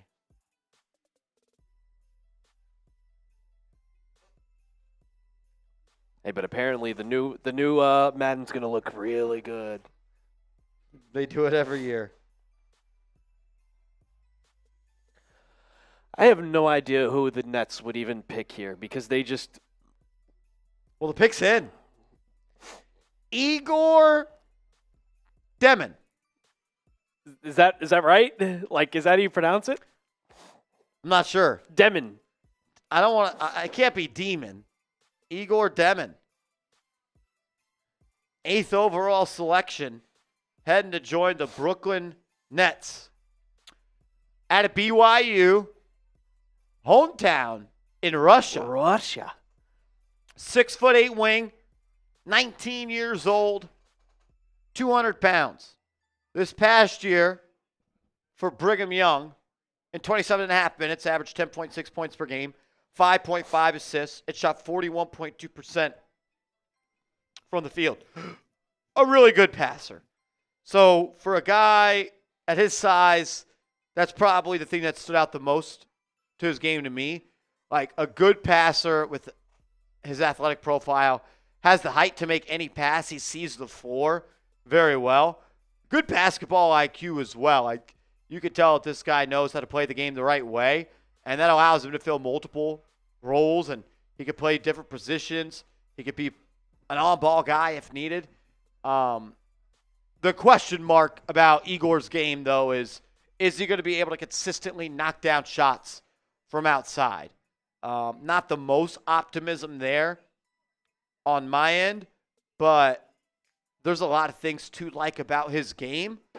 And if you think he could be a guy that could play a lot, maybe him and Cam Thomas as your backcourt, like he signed a 6-year contract with, I think that said Real Madrid when he's 15 years old.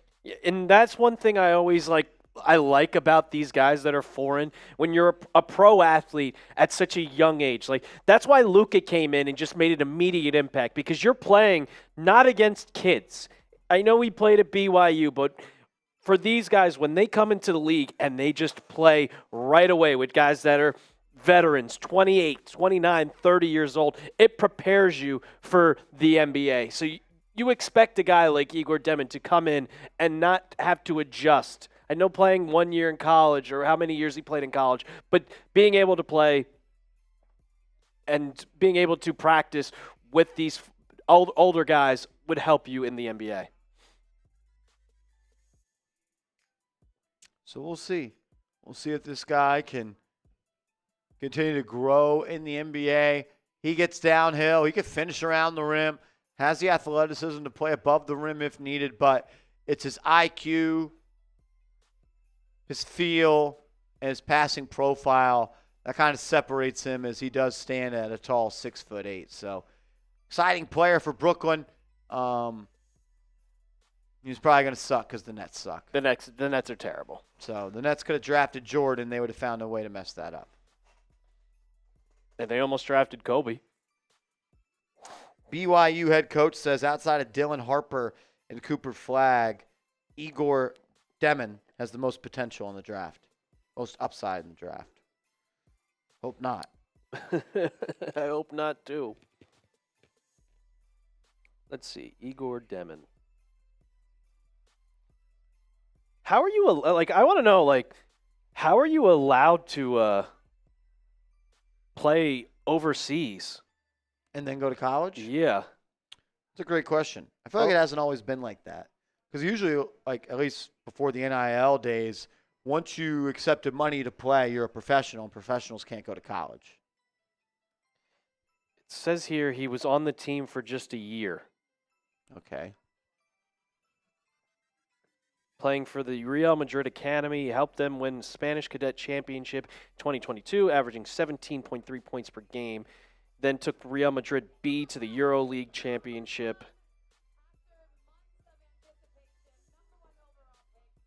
Yeah, but then he opted to play college basketball. But he played,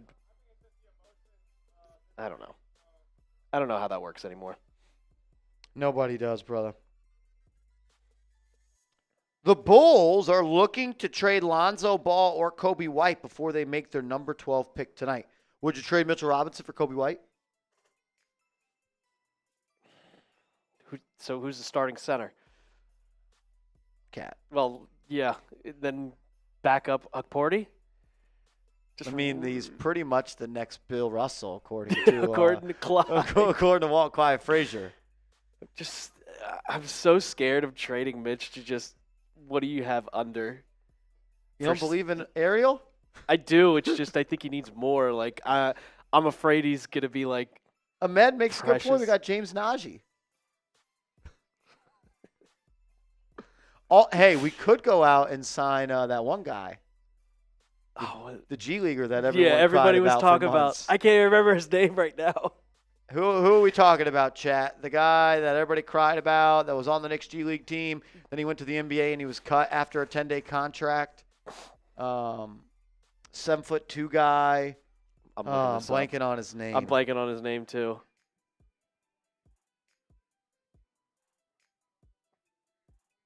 He's the guy who did the pick the chin up. Yeah. Oh God, what is Moses Brown. There we go, Moses Brown. J Money.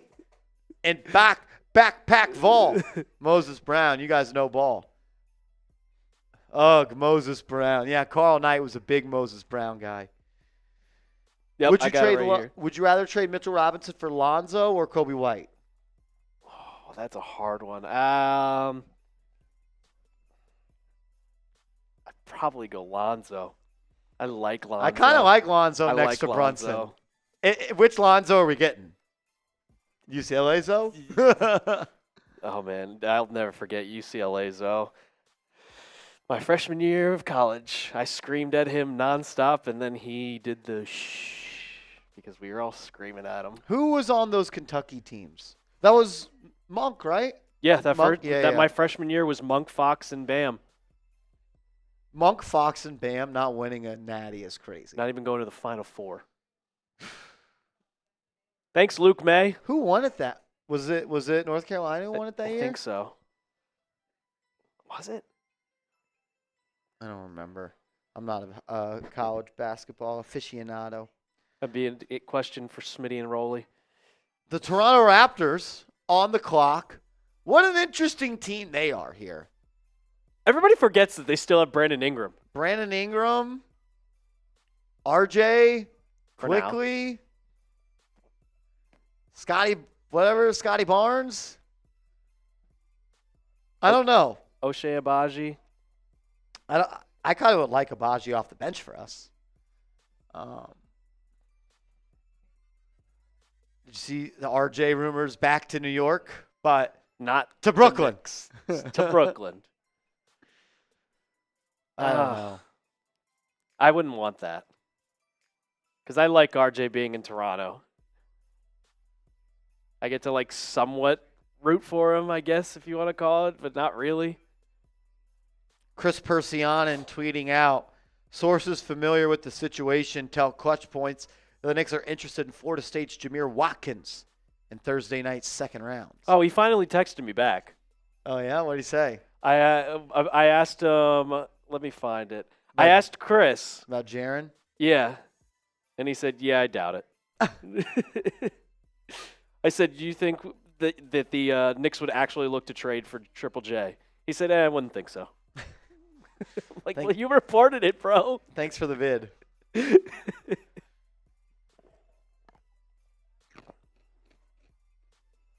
Shout out to y'all. We got 320 people in the chat. If you could, please hit that thumbs up icon. We're 29 likes away from 200 likes. Please, please, please click that thumbs up icon and help us grow this channel as the Toronto Raptors pick is in. And it is... Who is it? Colin Murray Boyles. Patrick Seaman, a big fan of his game. Colin Murray Boyles, the forward out of South Carolina, is heading to the 6.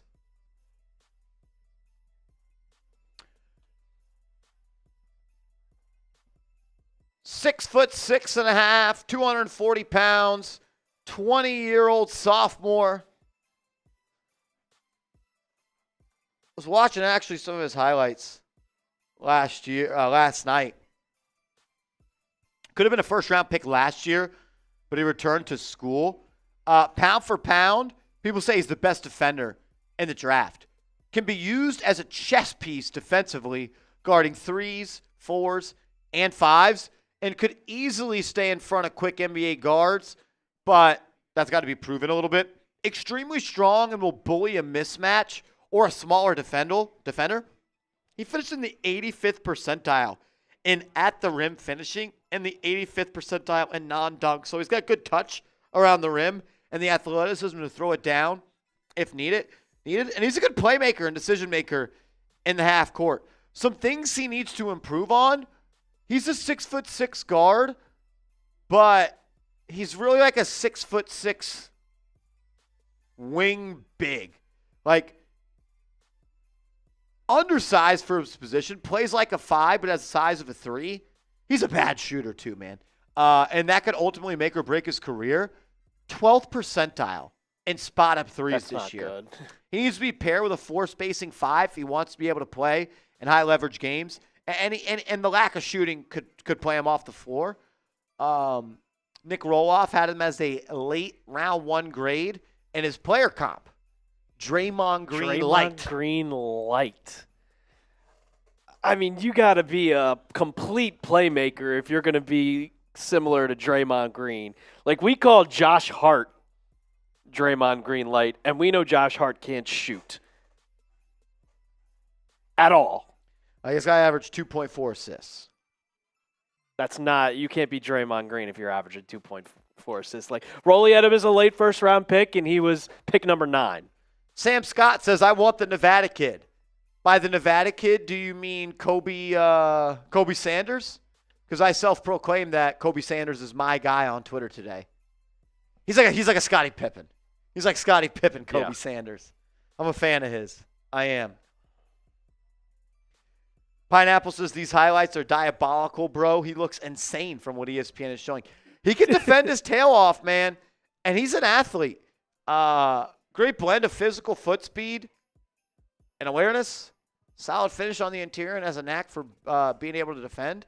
And this is the pick, Alper, that's now on the clock, is actually going to the Houston Rockets. To the Houston Rockets? It's owned by the Rockets, but it's going to the Suns. It's going to the Suns. Exactly, my bad. Okay, yeah, this is a part of the KD trade. Yes. So right now, the Rockets have it, but the Suns are telling them who to pick. Yes. Because that trade, I don't think, could be official until the league year starts. July 6th? That sounds right. Soto hit another one. Okay. Is he heating up? I think he's heating up, but the rest of the team sucks. Are they not playing well? Lost the last 10 out of 11 games. Oh, my God. Yeah. Baseball is a funny season, man. It really, really is. Don't forget he's an elite defensive prospect with a great brand of physicality, Marshall. Is he saying that because I said that like 4 times? Or is he saying that because I didn't say it? Because I swear I said that like 4 times. I could have swore you said it. You watch these highlights of everybody. They're highlights for a reason. Yep. You're not going to put your lowlights in your draft tape. I'm upset that they don't have Chauncey Billups doing pro comps anymore because they were horrible. They were so Everyone bad. was a Hall of Famer. Everyone was a Hall of Famer when Chauncey Billups worked for ESPN and did the pro comps. Made it that much more fun. 321 people watching as the Suns are on the clock. If you could, please hit that like button. 14 likes away from 200 likes. Trying to grow this channel, so please, please, please hit that thumbs up icon if you could. Is Derek Queen in this year's draft? He is. And yes, he is. he's one of the best players available at this point. Patrick Seaman says Derek Queen is his dream pick at number 12. He's going to be available. He's your 4th best available at the moment. Kasparas Giakouchinas, the big man from Duke, is an interesting player. He could shoot it. I was talking to Seeps. He thinks that, come on, however you say it, not going to try. He said he would take him over Donovan Clingan in a redraft. Really? I'm a big Clingan guy. I think he's an underrated player.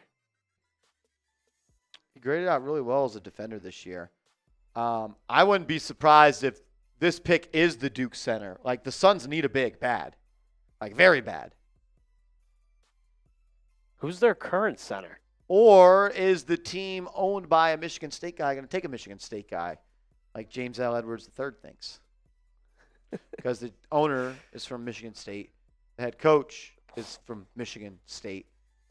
I don't know if there's any players left, though, from Michigan State at this spot. Could be wrong.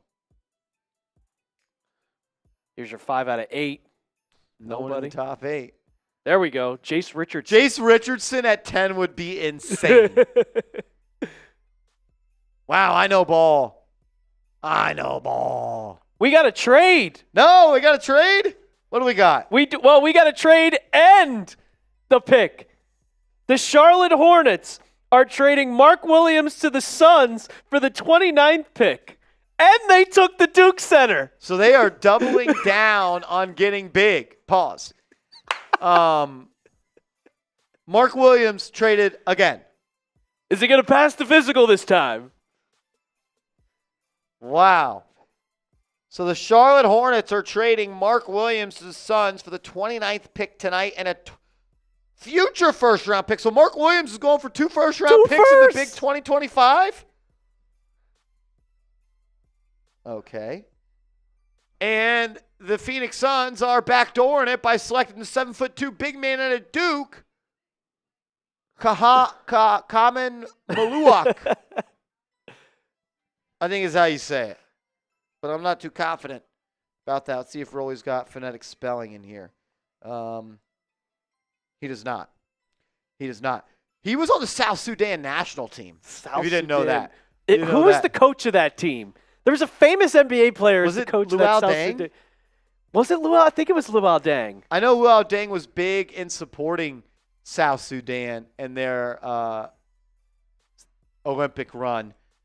But this guy's got freakish size, man. And look at Phoenix trying to make a couple of moves. So Phoenix now, no KD, have been trying to build on that center position for quite some time. They say, F it, we're going to go with 2. Isn't Mark Williams a Duke guy too? Or was he at North Carolina? Oh, I think he's a Duke guy. I think he is a Duke guy, Mark Williams. They're going with double Duke bigs here. Mark Williams, Duke Blue Devil. This guy's an interesting player, though, man. KM, big man, Duke. 2025 first team all ACC tournament squad.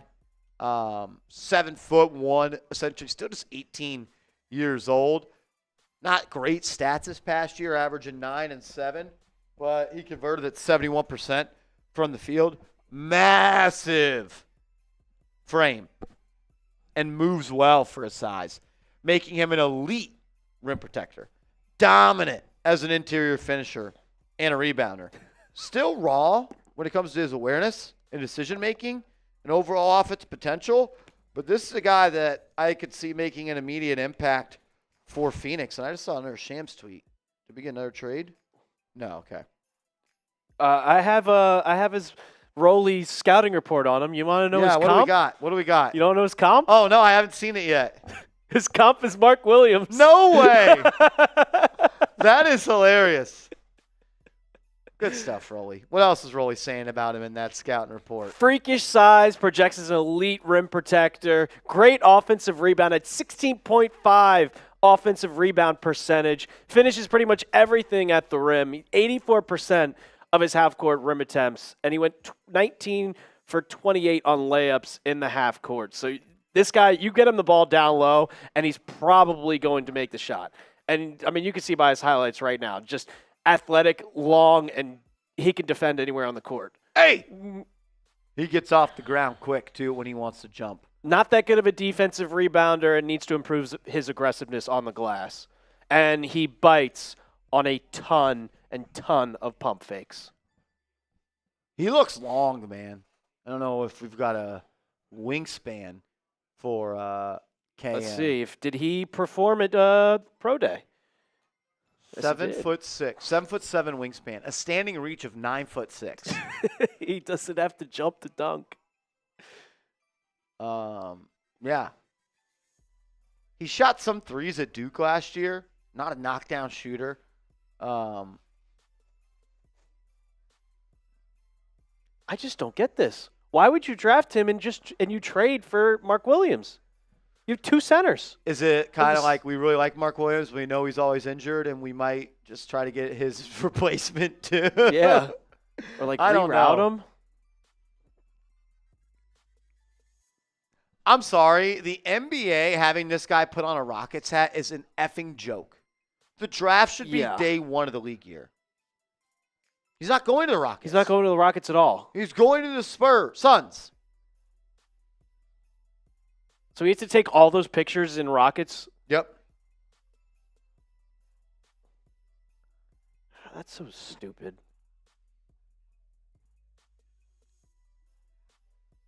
Where are we at here?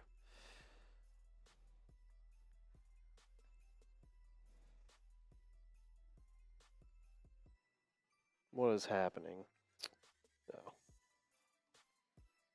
It was Luau Deng. Yes, it was Luau Deng. Got you in the cut. Yeah, they competed a little bit in the Olympics.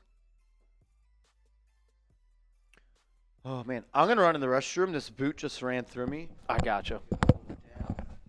Do we have? Yeah, we got that here. Is it still my name? No, it's not. I am not Jack Lotteray. I'm here. I'm here. We'll flip it. Whatever. Suns have three centers. Oh, they got Richard. They have Nick Richards too? And Osa from Marquette or whatever that was last year. I don't know. Yeah. Oh, we got another trade. Trailblazers are trading Cedric Coward at 11 to the Grizzlies. So there's your next pick.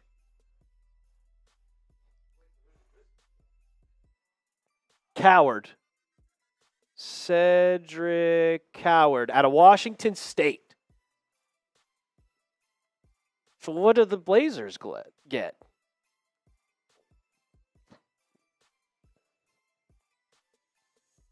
Isn't Bobo still in the Suns? I'll look for you guys. Bobo's still in the Suns. Yeah, Pineapple. Yeah, Isaac Grissom, Mace Bailey does not want to be on the Jazz. He said, I don't want to go to Philly. And he could have went to Philly. And he said, nah, I'm not doing this. I'm not doing this. And then he gets drafted. They said, yeah, we're just going to keep you there. Just going to keep you there. Sorry. Let's run through all of the picks that we've had so far. Yeah, Trailblazer trade to the Grizzlies. A lot of these picks don't make sense to me. I don't understand. I don't get it. All right, let's go through all of these picks. So the Grizzlies are now on the clock at 11, and they are going to take Coward from Washington State. Let's go through all of them. We got Cooper Flagg going number 1, Duke, no-brainer. Dylan Harper, number 2 from Rutgers, no-brainer there either. VJ Edgecombe to the Sixers because Ace Bailey said, I don't want to be a Sixer, so do not draft me. Con Kneppel going number 4 to the Charlotte Hornets. Then Ace Bailey, the biggest shocker of the day so far, number 5 to the Jazz. Trey Johnson out of Texas to the Wizards with number 6. They got a good backcourt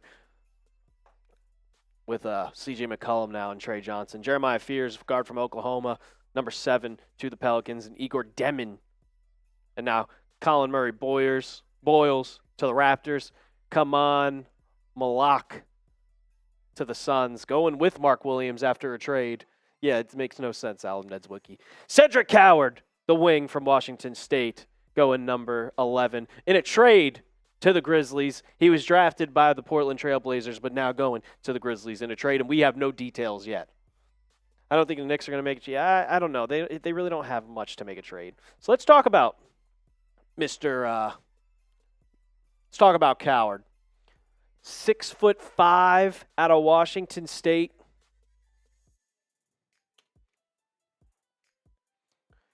(21 years old. He's a senior, so he's been there for a little bit. 17.7 points per game, 7 rebounds.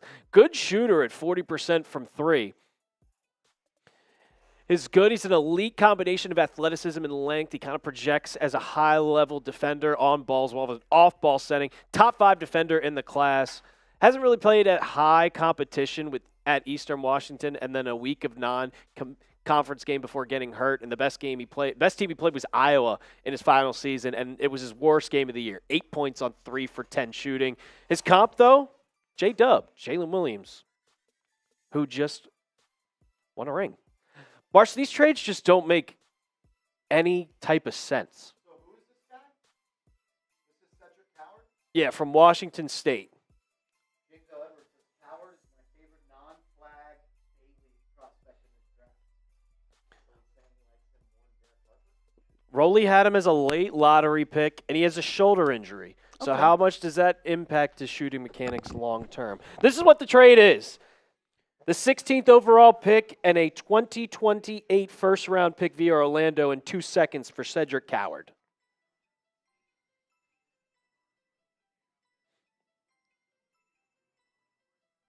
So this guy is going to Memphis. This guy's going to Memphis. Okay. Grizzlies are saying number 16 and a future first from Orlando in 2 seconds to Portland. So they're getting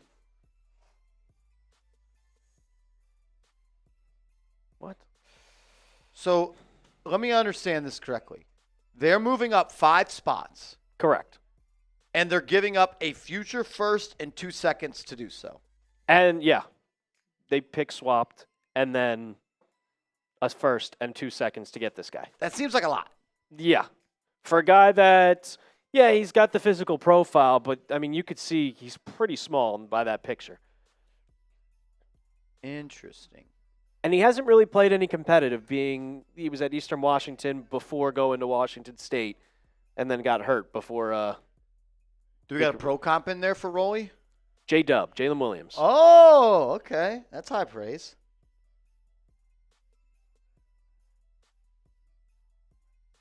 All right, so Memphis trying to find a big guard to play alongside Ja Morant as they just dealt Desmond Bane. Pull up that trade. Highest drafted player from Washington. He's tied with someone that went 11th. His name is Klay Thompson. Washington State is a basketball hub. Look at that chain. Moving up 5 spots and trading a first-round pick and 2 seconds seems like a lot. They must be really, really high on this guy and probably think that he was probably going in the next 4 picks. Yeah. Chicago Bulls are on the clock. I'm going to go on a limb and say Derek Queen is going to be the pick. Derek Queen? That's what the rumors say. This is what their draft profile is. They need a center of the future. They really are kind of in basketball purgatory, if you ask me. They are. I mean, they're in a bad spot. Are you going to give Josh Giddey a bag? You can't give Josh Giddey a bag, but he's a restricted free agent, so he can go see his market value. If he signs somewhere, I would be like, I'm not offering you a deal. Go. Yeah. Figure out what your value is, and if we deem it to be the same valuation we have, we'll match it. we'll match it. But if not, we'll see you later. I mean, he showed like Giddey. You saw what OKC did after getting rid of him. We'll just put it that way. Yeah. They got a hell of a player in Caruso back for him, too. Center or wing? Who's the best 4 players available? Oh, this is sick. The guy that I think Patrick Seaman told me if they pick him, he's going to crash out is the guy that they just picked. Really? I'm going to pull up that stream and see if it is.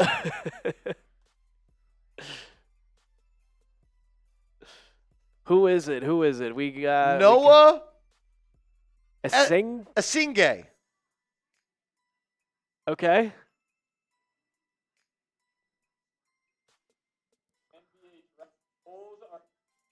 I'm a fan of him. Also, you want to sell jerseys, Gary? Derek Queen will sell jerseys.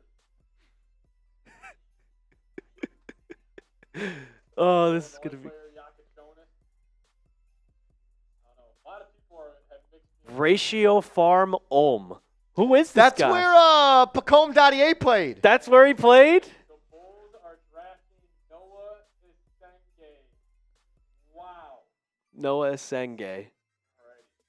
Official. Chicago Bulls with the 12th pick in the 2025 NBA draft. Oh, we got another trade. We have a trade. A polarizing prospect.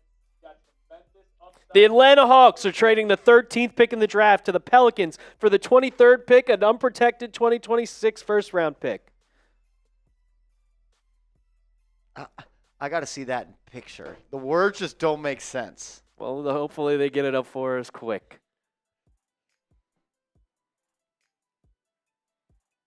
So this guy is Esinghe is French. Let's pull up his card.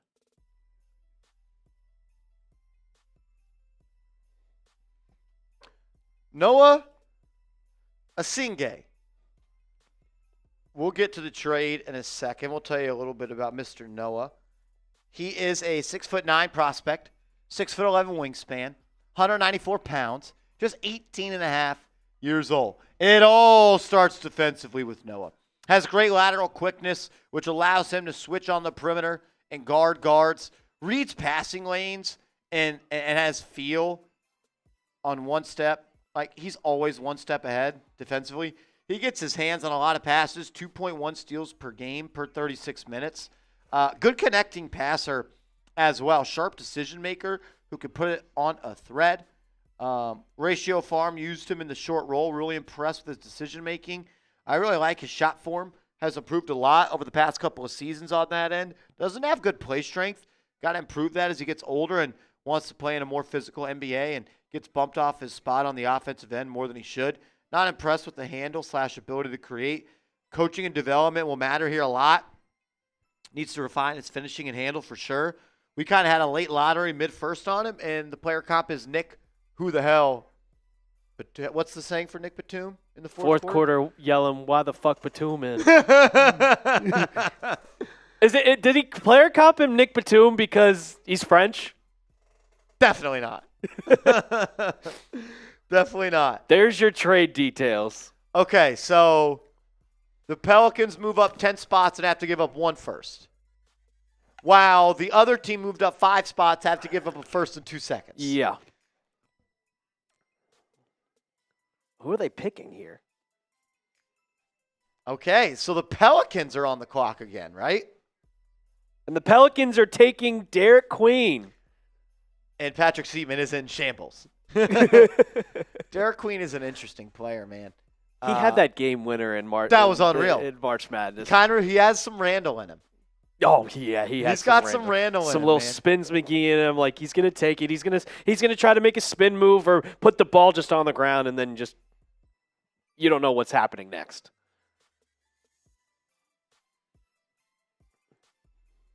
Derek Queen. So that's who they are taking. And that means now the Spurs are back on the clock. Yes, the Spurs are on the clock. God, they have so many. They are going to be a threat, man. Are the Bulls on the hamster wheel of futility? Yes. And I'm not sure Noah Essengay is going to take him out of that.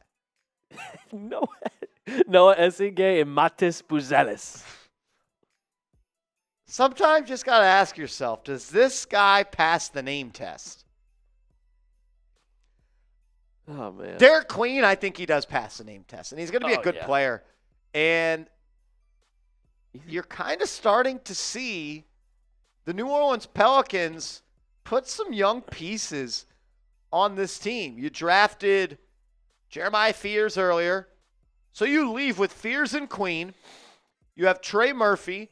You still have Zion. You have Herb Jones. You added Jordan Poole. Like, I don't hate their young nucleus. Do you trade Zion, though? I was going to say, is Derek Queen your Zion replacement? Yeah. Because I don't see them playing together. it seems like Zion just isn't going to be that player we thought he was going to be 5 years ago. We thought he was going to be the next LeBron, and he's out of shape. He gets hurt all the time, and he seems like he just doesn't care about basketball. And does the Pelicans want to deal with that? And drafting Derek Queen, it seems like, yeah, they might want to move off of him. I mean, look, 6'9". Like, Derek Queen was playing center at Maryland. You're not playing center at 6'9". No. You were going to play the 4. He's strong. He's got good touch. He can he's a good straight line driver in the half court. He's got good footwork as well. The shot is very set and very slow as well. Needs to improve just the overall speed of the jumper. But like when left open, he has shown that he can knock it down. But from the foul line down, he's got elite touch. Push shots, fadeaways, hook shots, tough angles. He's got this like almost Pascal Siakam move where he drives and he'll reverse spin move out of it and throw up a jumper. He could score it. Foul line down, he's one of the more creative scorers in this draft. Good player, good pick. I see Julius Randle type vibes when I was watching his tape. I would say Randall's probably a more athletic Derek Queen, but they still have the same kind of basketball IQ. If Julius Randle, he's more Zach Randolph than Julius Randle, and Julius Randle was compared to Zach Randolph. That's a good comparison. Lowest amongst bigs vertical wise. Oh, his athleticism, his athletic profile stinks. But like at least like in game, you could see him sometimes with a quick first step. He can rise up and punch it on somebody. But yeah, like the testing and things of that nature did not go over well for him.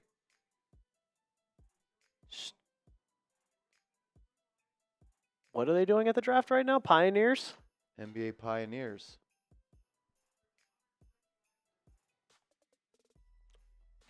Rolly's comp is an off-brand Alperen Şengün. Good footwork. Creative. Nice touch. I don't think he's nearly the passer Şengün is. Şengün is a good passer.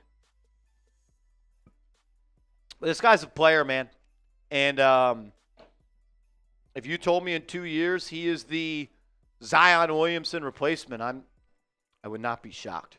We are running a 50-50 raffle on today's show. $50 is up for grabs. Someone is going to be leaving tonight's show with $50 in their pocket. And the next person that enters, it'll up the pot to $60. $60. If you want to have a chance to win some money, take your girl to dinner or take your man to dinner, send a $20 Venmo to @MarshallGreen_ or a $20 Cash App to $MarshG10. $20 get you in. You can enter as many times as you want. And we're going to send some money to a lucky Knicks Now viewer at this point. Alex Booth, do the Knicks have any interest in Derek White? Even if they had interest, the Celtics are not dealing with the Knicks. And the Knicks don't have what the Celtics are looking for Derek White. Yeah. I'd love it. Oh, Derek I'd White take as the that. 2 would be cool. I'd do it in a heartbeat. It's just it's not possible. Yeah, I don't see how it can happen. There it is. Okay, I was going to say, did we know that one? Yeah. Yeah. Except he's got to go now, put on a Hawks hat, talk about, how does it feel to be a Hawk, and now you're going to the Pelicans. It's very dumb. It's a little embarrassing. Like, this guy's going to take pictures as a Hawk. Do you think he knows? Yeah. I mean, he's got his phone in his pocket right now, right? Yeah, probably when the agent called him. Or do teams call? Do they do the whole team calling in the NBA? We haven't really seen it. Micic is heading back to Charlotte as part of the Mark Williams trade to the Suns. Like, I have no idea how that works in the NBA. Like, do they have a green room? Do they call them up and it's like, hey, we can't wait for you to be a Hawk? Malika Andrews said called Cedric Coward, Colin Cowherd. What? Oh my God, dude. God, ESPN is just out of pocket. 6'9", 250 pounds. I mean, yeah. Watching this tape right now, it looks like Randall. That's what I see. Like, he's got some guard skills. He could shot create. Bigger body. That shot was crazy. He has this move, like, he drives left, but he gets back to his right shoulder almost. And he does the same thing. Like, he'll back in, and then he'll reverse pivot out, but he'll, like, get here and then still shoot from the right shoulder. It's like, bro, he makes some tough buckets, man. It's going to be interesting to see how he adjusts to just NBA-type physicality compared to just playing in Maryland. Callan Bonnie basketball, how we doing? Shout out to you, my man. Thank you for joining the channel. If you want to have a chance to win $60 tonight, $20 Venmo to @MarshallGreen_ or a $20 Cash App to $MarshG10, and you get entered into the raffle. Next person that sends in a $50 Venmo or Cash App, I got a shot of Don Julio, 1942, trying to spice this party up a little bit. We got best available left here, Alper. Who are we looking at here? I can't even pronounce his name. Kasparis Yakachonis. Can't be right, but. Yakachonis. Carter Bryant, elite athlete. Plays above the rim. I get some Trevor Ariza vibes when I was watching him last night. Let's see what role he has as an NBA comp. I got some Trevor Ariza vibes for him. Carter, not a big production guy either. Carter Bryant, he's got Dorian Finney-Smith. I mean, that's kind of close to Trevor Ariza. That's very close. That's kind of close to Mr. Ariza. We're a little older than them. They probably don't remember prime Trevor Ariza. Well, it's a good thing you said it, Marsh. Because you've just been calling it. We got Kasparis Yakachonis. No, Carter Bryant. Bryant. Carter Bryant going to the San Antonio Spurs. Now, this is an interesting player. He, not a lot of production last year at Arizona. Like, I want to say he averaged 6.7, 6.8. Might have been really nice at 6.9 points per game. Didn't stuff the stat sheet, but the raw tools, the athleticism, the overall upside kind of just hits you in the face when you're watching this guy play hoops. 6'6.5" without shoes, 215 pounds. He's got good length at 6'11" and 3/4 of an inch wingspan. His standing reach is 8'10". Came off the bench for Arizona and only played 19.3 minutes per game. But he is a freak athlete. Second best vertical for a forward at 39.5 inches and the second best 3/4 court sprint. So elite athlete in an NBA ready frame at 19. Extremely impressive, tenacious defender. He uses his athleticism and length to just kind of take players out of their game. He's got unreal recovery ability on the defensive end as well. Elite effort. Does not give up on plays, and he can make up ground in a heartbeat due to that quick first step. Opposing scorers, Alper, shot 29.5% on jump shots when guarded by Bryant last year, and didn't really get his number called a lot on offensively, but he's a good finisher, 72% at the rim. Good corner three-point shooter as well, 46% from the left corner and 43% for the right corner. So he's coming into the NBA kind of with already an NBA skill set. 3-and-D, athlete, can shoot from the corners, and can defend multiple positions. It's one of those guys that you think you could teach him the rest and fill in the gaps in the NBA. Kind of a catch-and-shoot guy, though. Not a very good shooter off the dribble, 40th percentile as a scorer, as the ball handler when he receives a screen, and he can't create whatsoever in the half court. Does have a solid feel as a connecting passer. So, yeah, I could definitely see a Dorian Finney-Smith in that player comp. I like Trevor Ariza more. Young Trev was sick on the Knicks, and he was sick when he was on the Lakers with Kobe, and I was sick watching him. He's got a good shot, though. Like, he can let it fly. He can let it fly, that's for sure. Versatile defender. Picks pockets. This is someone that maybe in 3-4 years we're looking at one of the best defenders in the NBA at the wing spot. Deadly jump shot. Yeah, very deadly, Brian. And those are the lottery picks. Lottery's over. And the Thunder are on the clock. The NBA champs. The NBA champion. First pick outside the lottery, your NBA champion, man. Oklahoma City Thunder. We'll see what the Oklahoma City Thunder look to do at this point. I could see them taking someone that's a drafting stash and helping in 2 to 3 years. Sam Presti, such a unique strategy to running a team. I'll ask you, Marsh, and we'll ask also the people in the chat. Like, who's the biggest winner so far? Who got the best pick? I'm going to outlaw anybody saying the Mavericks because they had the number 1 picks. That's not fair. That doesn't count. I'm sneakily going to go with the New Orleans Pelicans. Jeremiah Fears and Derek Queen. That's a good duo coming out of the draft. You had to make a trade up to go and select Queen.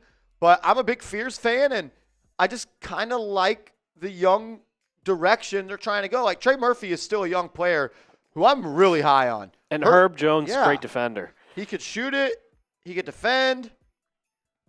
Chaotic Shay in the chat says Jazz. Callan Bonnie basketball. Is that for St. Bonaventure Bonnies? He says the Spurs. Spurs? Who did the Spurs walk away with? Harper and Carter Bryant. And Carter Bryant. You could say they're winners too. Yeah. Ace Bailey, not a winner. He's going to Utah. He said he didn't want to go to Utah. So what if he pulls a Shamar Stewart and says, I'm holding out? Ahmed says, have a good night. The feed keeps dropping on Wi-Fi or cellular. I'll chat tomorrow. Ahmed, thank you for coming by, my man. Thank you for being here. We appreciate you, bro. Ace refused Utah. He said he didn't want to go there. Clearly not enough. Didn't refuse it enough. Chaotic shit. If Kobe Bryant is available at 50, I'm going to love life. I loved watching him last year. Such a solid shooter. I think this is the first year that Kentucky is not going to have a first-round pick in I don't know how many years. You don't think the shooter goes first round? He's not projected first round. He can shoot the shit out of the ball. I know. Like, at any point, just, oh, my God. I think he's the best shooter in the class. Dylan Harper and Carter Bryant, that's really good.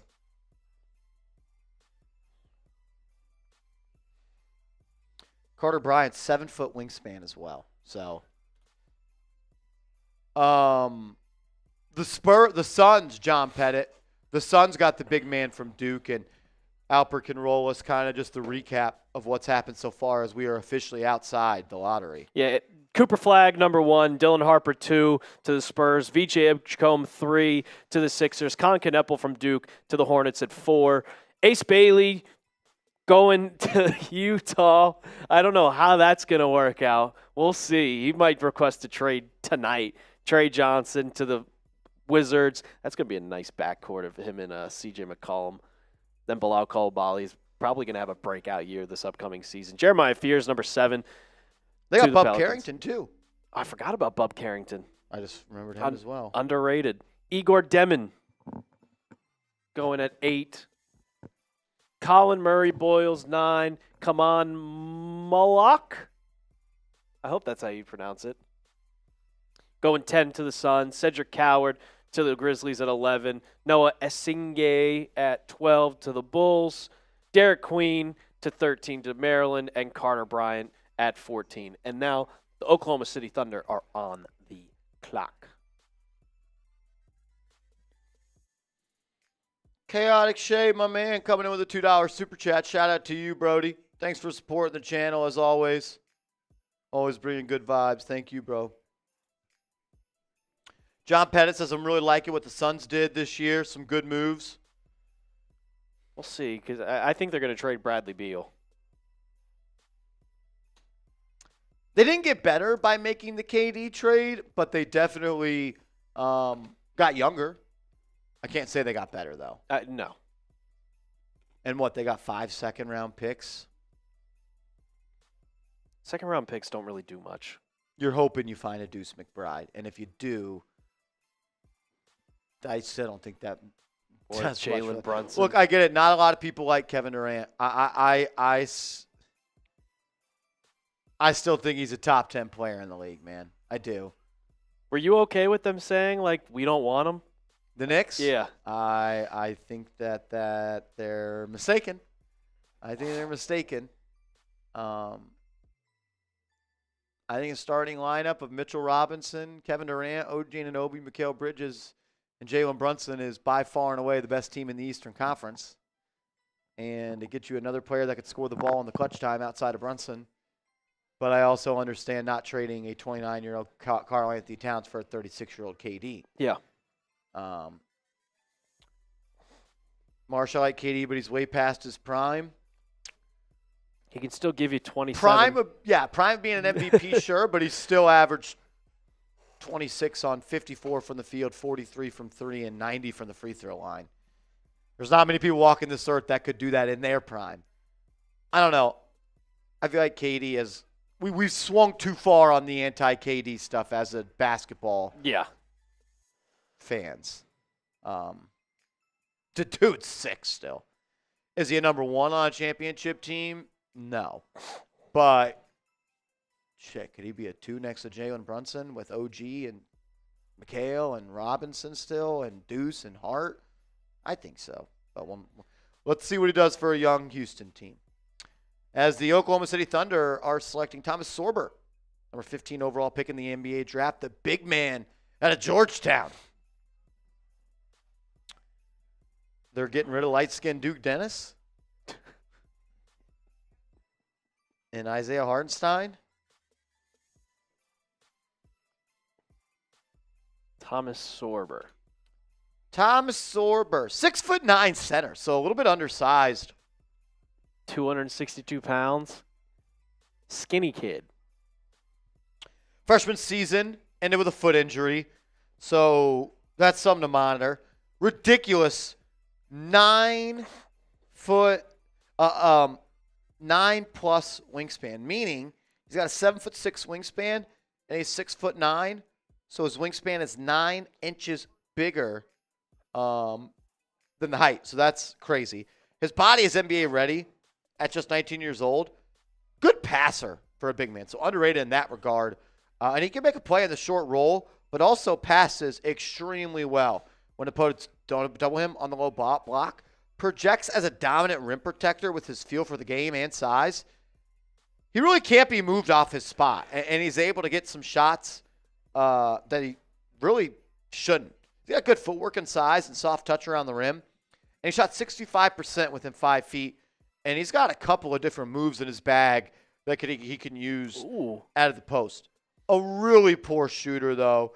Had a 25% effective field goal percentage on catch and shoot opportunities. That's the 3rd percentile.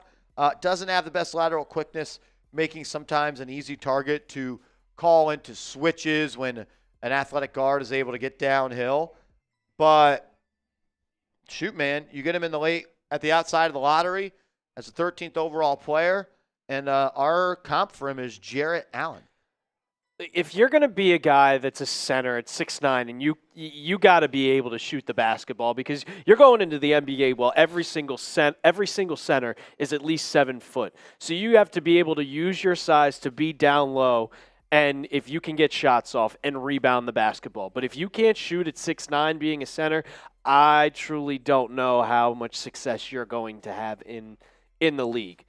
The league is stretch fives now. And Sorber might have to learn how to shoot the basketball if he's going to be a center at 6'9". But long wingspan, 262 pounds. I mean, 14.5. We don't know what his season ended because of a foot injury. He could have gone a little further. And obviously going out into the NBA draft your freshman year, you got to have some talent, especially if you're getting drafted. Jarrett Allen is the player comp. So, yeah, the Oklahoma City Thunder, after winning their first ever championship, due to the treasure chest of picks they have, find themselves at the 15th selection, and they walk away with Thomas Sorber, adding some size to that team. Be interesting to see how they kind of add to that roster as we continue to roll on in the offseason. Chaotic Shay, please go up and get Kobe Brea. That's how you pronounce it. Yeah. Kobe Brea. Look, man, I don't know how far you're going to have to get up. I don't think he'll last till 50, but I don't think you got to move into the first round to get him. But that guy could shoot it, man. He can let it fly. Alper could tell you about that. He was our best player next to the guy that's staying there. Are they supposed to be better next year? Yeah, I haven't really paid attention because I don't really get into college basketball, especially Kentucky, until like September, October. Going into the second year of the Mark Pope era.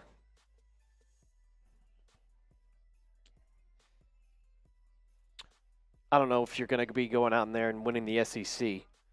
Hanson Yang to Portland at 16. And to Jake Fisher, this is a stunner. We'll see if Jake Fisher is correct on the pick. He's definitely not had the greatest track record, but he's going with Hanson Yang, the big, at a Qingdao Eagles. That's how you say it. Not the Guangdong Tigers? Not the Guangdong Tigers. But the big man, he's heading to Portland. So Portland last year takes Donovan Clingan in the first round, and this year they walk away with Yang. 7'1" without shoes, Alper. Oh, my Big God. Fella. Big fella. Represented the Chinese U19 team at the 2023 U19 Youth World Cup basketball tournament. He looks like and during a that kid. tournament, he averaged 13, 11, 4.7 assists, and not one, not two, not three, not four, but 5 blocks per game. For the size, he's a fluid athlete. And he kind of showcases off the ability to dance with his footwork on the low block. Some people argue that Yang is the best low block back to the basket player in the draft. On those opportunities on post-ups, 0.98 points per possession. Shot 74% at the rim. And he's a good passer. Can trust him in the short roll, but also in transition. A good rim protector as well. Led the CBA in blocks with 2.7 per game this season after finishing second with 2.2 per game last year. He hasn't really tried to even lean into being a three-point shooter, which is not the worst thing. And he doesn't really shoot well from the mid-range either. 6 of 21 this past year. Can't play in a switching defensive scheme. Not the best mover laterally. And we'll have to stay in drop coverage because he can't switch on the perimeter. Early second-round pick is where we had him graded. Wow. And the comp was Zubac from the Clippers. So your comparison. Yeah. Do me and Hanson Yang look similar? Because they say I do look like I don't see the widow's peak on Hanson Yang. He's not blessed enough to have a damn widow's peak. But you're 7'1", you don't really need to learn how to shoot the three ball. 7'1", 252. I thought you were going to say when you're 7'1", you don't really need a widow's peak. I'd trade the shit out of a widow's peak for 7'1", though. I'll tell you that much. Matty Boy says that man is 13 years old. He looks young. He really, really does. I mean, Zubac, like, coming into the league when he was in the Lakers, it was like a solid, just an average player. And then, I mean, going to the Clippers now, he's developed into such a good player. His up and under game is just incredible. And if Hanson Yang can translate his game like that, if his footwork is good, I haven't really seen a lot of tape on him, but if his footwork's good like Zubac going up and under, yeah, he's gonna be a force. 7'1", man, without shoes. Because that's what you have to use if you can't shoot the ball. Like, just down inside, it's all finesse. It's all post work. He's at the draft. He's got a little drip on him.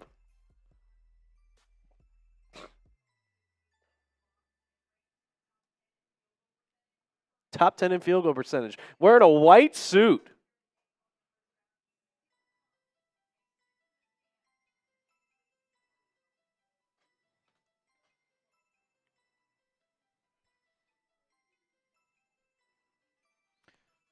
Seven one. He looks a little skinny, but once you get on that NBA diet.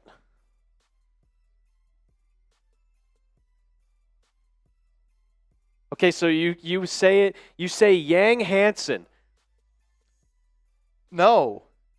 Yes. It's Yang Hansen.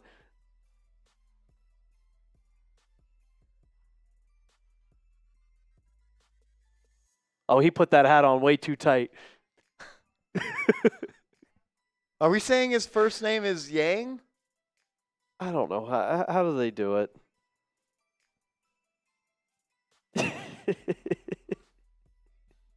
I think it's Jan. I think the Jan? G is silent. Jan? Jan Hansen. Not Scott Hansen, Jan Hansen. 7 hours. 7 hours, commercial free, even though we're going to have ads on the ticker. Of Jan Hansen. Oh, look at that. Little good passer. They have no tape of this guy.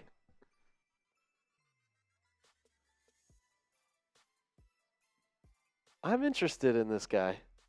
Do you see what Chase just put in Slack? Ridiculous. Bluified. Pause.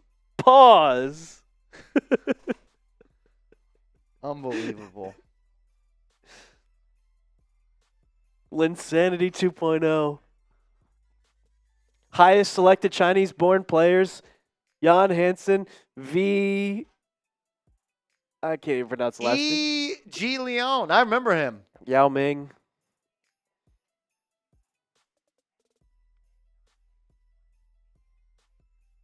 So this was the trade that involved Colin Cowherd, according to Malika Andrews. I bet you his player comp is Yao Ming. Carl Knight. No, it is Ivica Zubac.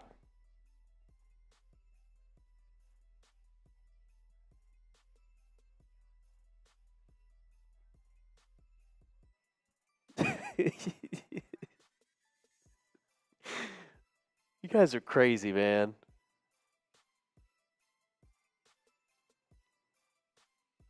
Marsh, not gonna lie, OBJ washed. Yeah, it's for the vibes.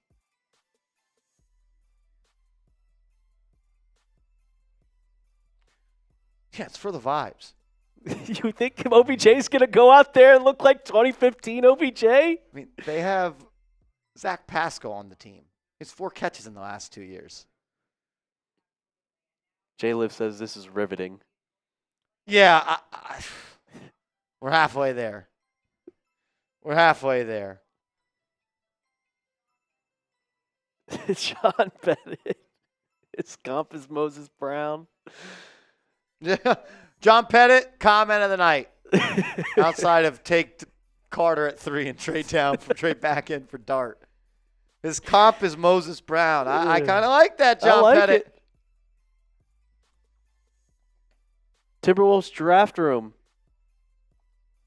They look super intense in there. Who do we still have? Who's the top player available? I mean, at this point, like every single top player available has not been picked.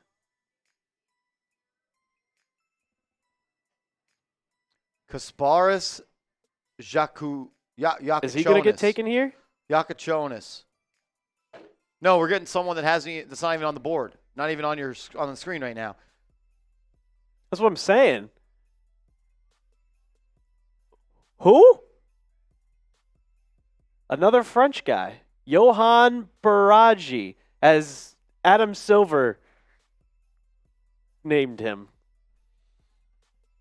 I see Behringer. I see Joan Behringer.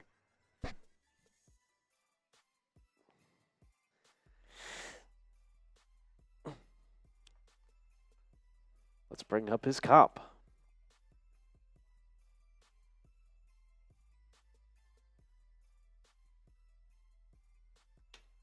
All right.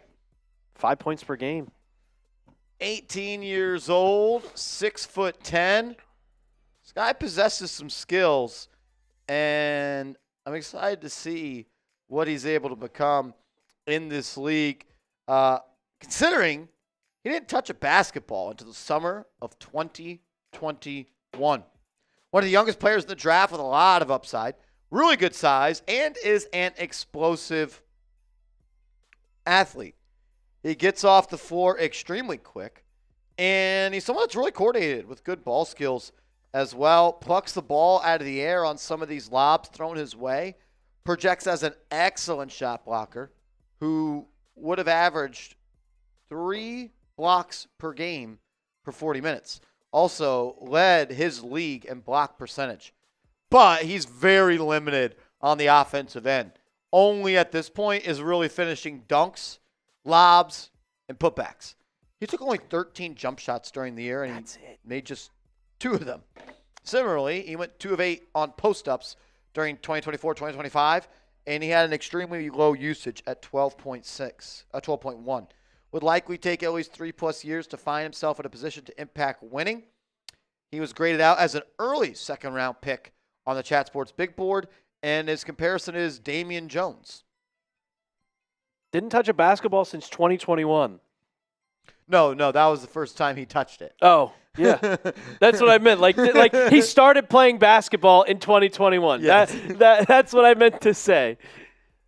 Started playing basketball in 2021. Okay. So he's a good defender. He's gonna be your guy that's gonna come into the game and just be defensively. He's gonna go down low. Well, that sounds like someone I know on the Knicks.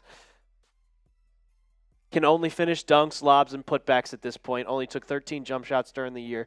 6'11", yeah. I mean, long wingspan, 7'5", 236 pounds. So he's skinny too. Sounds like Mitchell Robinson with smaller wingspan.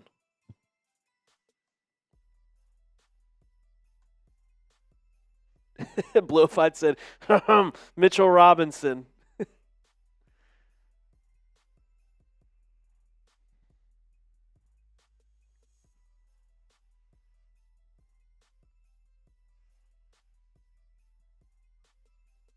J-Liv coming in with a poem. Moses supposes his toes are roses, but Moses supposes erroneously from Moses knows his toes aren't roses, as Moses supposes his toes to be. Is that from J-Liv? Yeah. I knew it. Singing in the rain.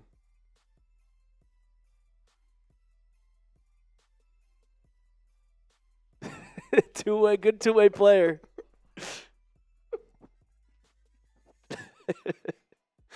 But he can hit his free throw, though. Yeah.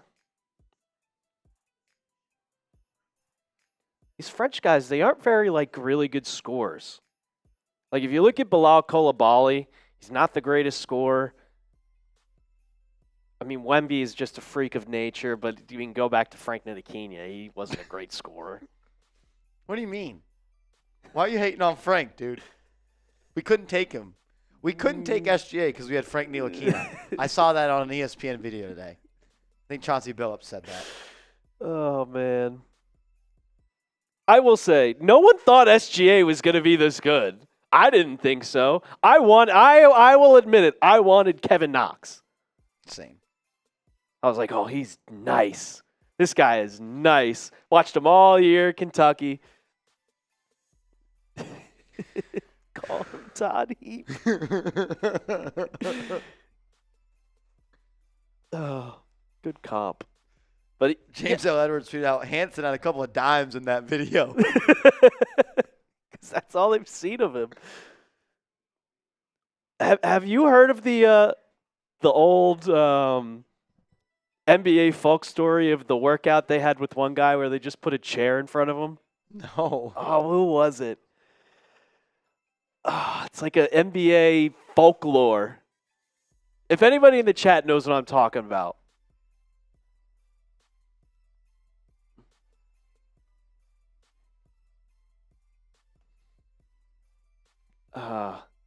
No, it's the Yi Yanlan chair workout video.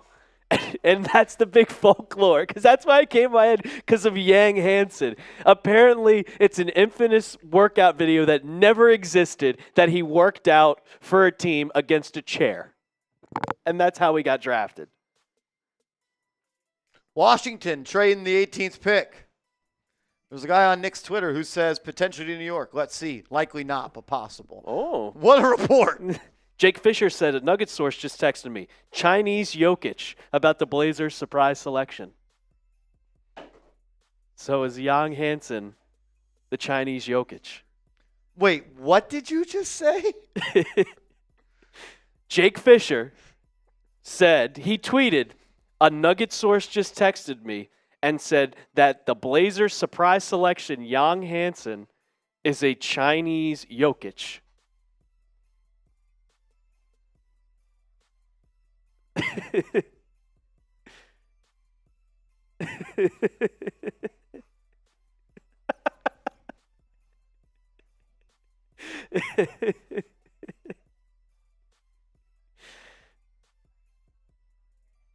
Oh, man.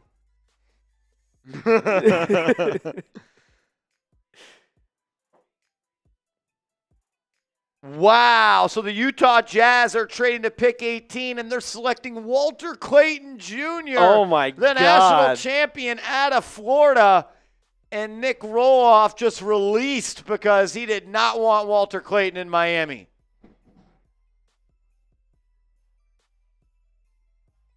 Roley was saying that Walter Clayton Jr. was the most overrated player. I kind of like him. Just Oh, because he's I a watched buck. him. He's just a buck. Yeah, he's a bucket getter. He's Jordan Poole. Yeah, He's Jordan Jordan Poole. Poole. So we got, I already forgot his name. What's his name? Walter Clayton Jr. going to the Jazz at pick 18. That pick was owned by Washington. They are sending it to Utah, and I'm sure they're losing the trade because Danny Ainge doesn't do trades unless he wins them. So, by a mile, I must add. I wonder what they're getting. I have not seen that, so once I see, I'll let you know.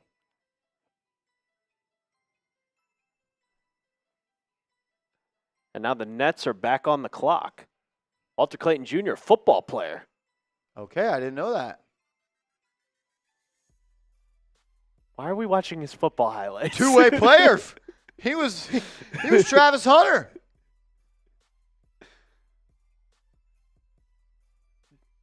This is great camera work. They just didn't show any basketball highlights.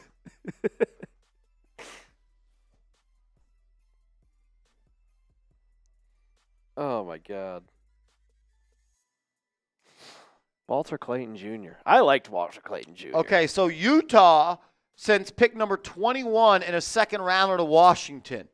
So Washington falls back 3 spots, but adds a future second-round pick. Okay, so it's not too much. Clearly, Utah really liked Walter Clayton Jr., and I bet that they thought there's no way he's getting past Miami at 20. Oh, yeah. Look, Walter Clayton kind of put the Florida Gators on his back when gotcha. they won the There we national go. champion. 6'2", 200-pound guard. He could score it, man. He loved that right wing step back jumper. He hit that time and time and time again throughout the tourney on their way to being national champions. Like, elite shooter who can find a spot with a variety of moves. And, like, he's got that clutch gene we saw in that tournament run. Big shot after big shot after big shot. And he's not afraid to take the big shot. And sometimes I think that's half the battle. He's confident in getting to his spot. And if he gets a clean look at the rim, he could rise up and knock it down. Not an elite defender and doesn't always make the best decisions. I would like to see him attack the rim a little bit more. Doesn't finish at the highest rate, but also doesn't get there all that often. He settles. So interested to see how he's going to work out. But I like the idea, Alper.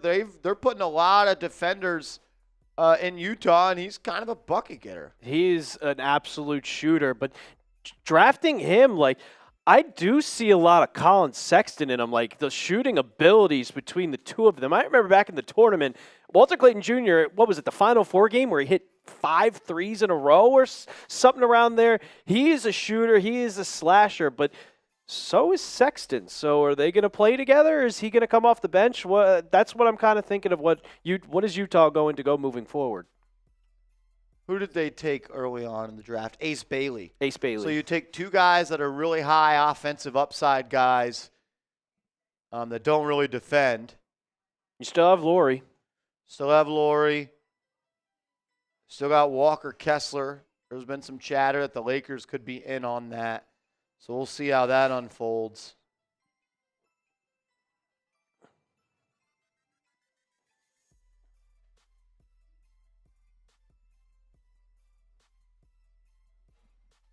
Now you got the Brooklyn Nets on the clock. Again, is this their second pick? Second pick. Second? We'll go through all of them.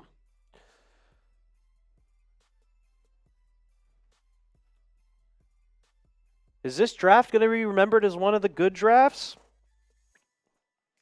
Or one of the bad drafts? Yeah, Clayton Jr. can shoot anywhere on the court, off the dribble, like pull-up jumpers. He scores like an NBA player.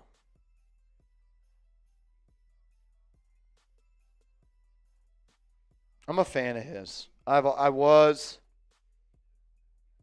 Maddie Silberstein says, I love you, Marshall. We love you, bro. We love you, bro. Clayton has a clutch gene. Cameron Johnson. Cam Johnson? Bluified says he got a text saying the Heat are trading down with the Knicks. Think so? Leon Rose sleeping. Bro is not Kobe, says Bluified.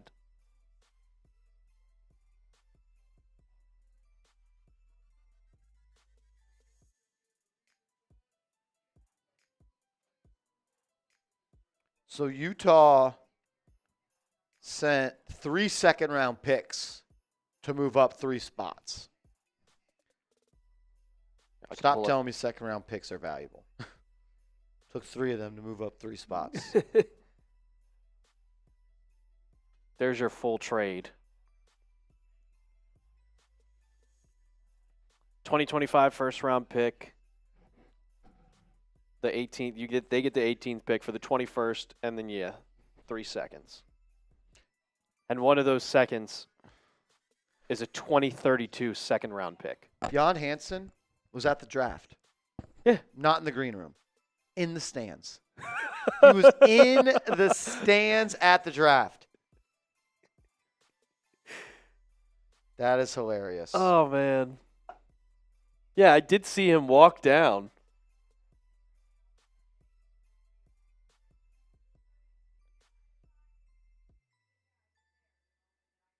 He could have just been sitting next to a fan. Be like, yo, I'm about to get drafted.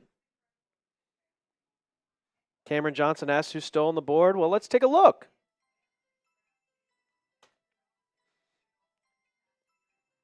Kasparis Yakichonis, Rasheer Fleming.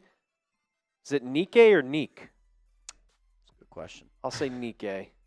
Clifford, Colorado I think it might State. be Neek. I don't know. I'm guessing. Nolan Traore. He's French. Okay. Jace Richardson. Asanuel. The trader, Adu Thiero. Why is he a traitor? Transferred. Oh, he was a Kentucky guy? He went with Calipari to Arkansas. Oh, shit. Okay, I didn't know that. I did. We talked about him yesterday on the Knicks video. He's kind of a dog, I'm not going to lie. Good athlete, man. Yeah, very good athlete. Ben Seraph. Danny Wolf, Noah Penda, Liam McNeely, and Tyrese Proctor. Who's going to get Kalkbrenner? Kalkbrenner's currently the 16th best available.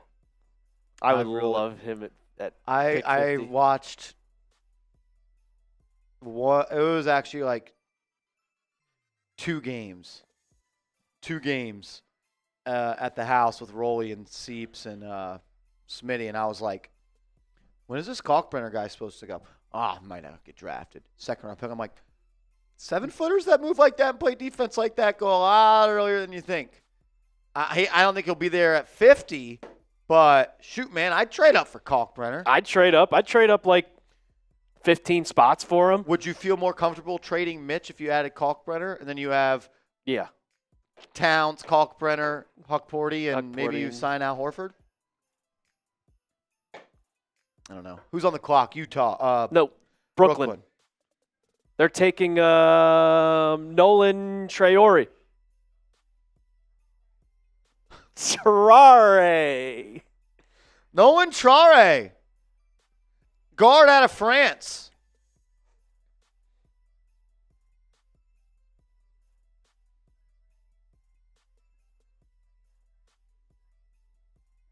A lot of French players getting drafted. I think this is who Rolly wanted. 6'3" without shoes, just 19 years old. Still a young player in this game. Shot 30% from three last year, but there are a lot of things to like in his game. He might be the pound for pound fastest player in the draft. He was also a projected top 5 pick entering the college basketball season. Like, he is an absolute blur in transition. He can leave his defender in the dust. He's got a really great first step, knows angles, can get by people. I also like that he has an extremely high usage rate, 2 years in a professional setting like he did in France the last 2 years. He's a facilitator. He's a floor general. He's a table setter. His calling card is the ability to create for others. 97th percentile when it comes to assist percentage. And he gets to the rim with ease, but needs to hone in on his finishing ability. Only shot 50% from the paint. He also hasn't displayed consistent shooting. Shot 30.6% on catch and shoot threes, 22.6% on off the dribble jumper threes, and 28.6% on off the dribble twos. He also takes a ton of floaters and only makes it at a 33% clip. Decent defender. Can be an effort issue because he has all the tools with his blend of size and athleticism. Our NBA comp here at Chat Sports was Elfrid I don't agree Payton. with that. I like looking at his tape right now. Also, Peyton was a good defender. Yeah, that was the only thing Peyton was good at, was a good defender. And Peyton couldn't score. This guy has a quick first step. Like, you could see just in his tape, just the explosiveness right off the dribble. Elfrid Payton can't do that. Elfrid was a decent floor setter, but I just have PTSD. I do too. Like, that was a horrible 2 years. God, man. Not a bad draft for the Nets, but when you have so many picks, kind of helps. They're swinging for the fences on Yeah. these. So the Miami Heat are now on the clock. See if Nick Roloff tweeted out. He said he wanted Traore, whatever the hell his name is, and he wants Yakachonis. Yakachonis. Are still doing the 50-50 raffle. $20 to enter. It's been a little dry. It's been a little dry. We're staying steady at around 300 people in the chat. What's up, Luke Papa? If you want to enter the 50-50 raffle, a $20 Venmo or a $20 Cash App to the handles on screen gets you in and gets you a chance to triple your money up to $60. If you want to have a chance to triple your bread with some pretty good odds, $20 Venmo or $20 Cash App gets you in. You can enter as many times as you want. 50% of what is sent in today is going right back to a winner, which we will decide at the end of today's stream. Isaiah Acosta says he's going to send 50 tomorrow for the hat.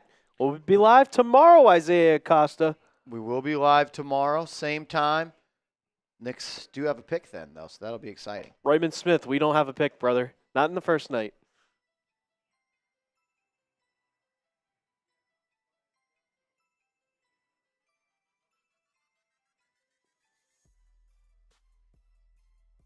No, Ray. We're number 50. 20 picks after. Fernando P. What up, Fernando P? Fernando P. That's my guy right there. What's up, Brody?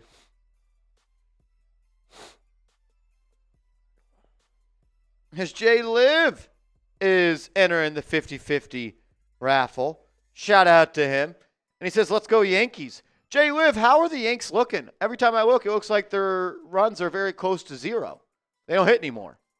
The New York baseball is a laughing stock right now. Not good, it looks like. Every time I check the box score, they score 1 or 2 runs. What are we stuck in the mud, Jay Liv? What are we doing?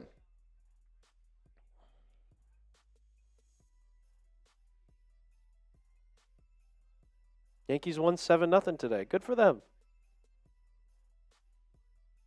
Rolly gets his guy.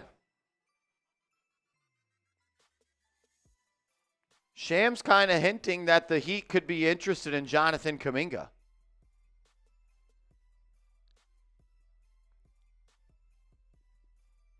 The Miami Heat will select Kasparis Yakachonis with the number 20th overall pick in the NBA draft.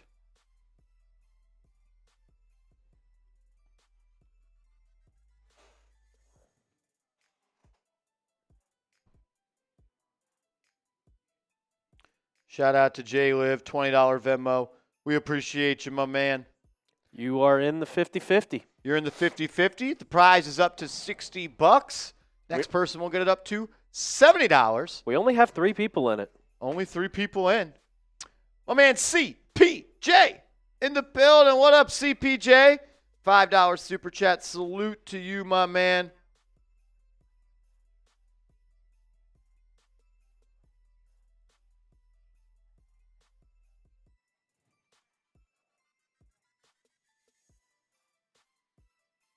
Shout out to CPJ.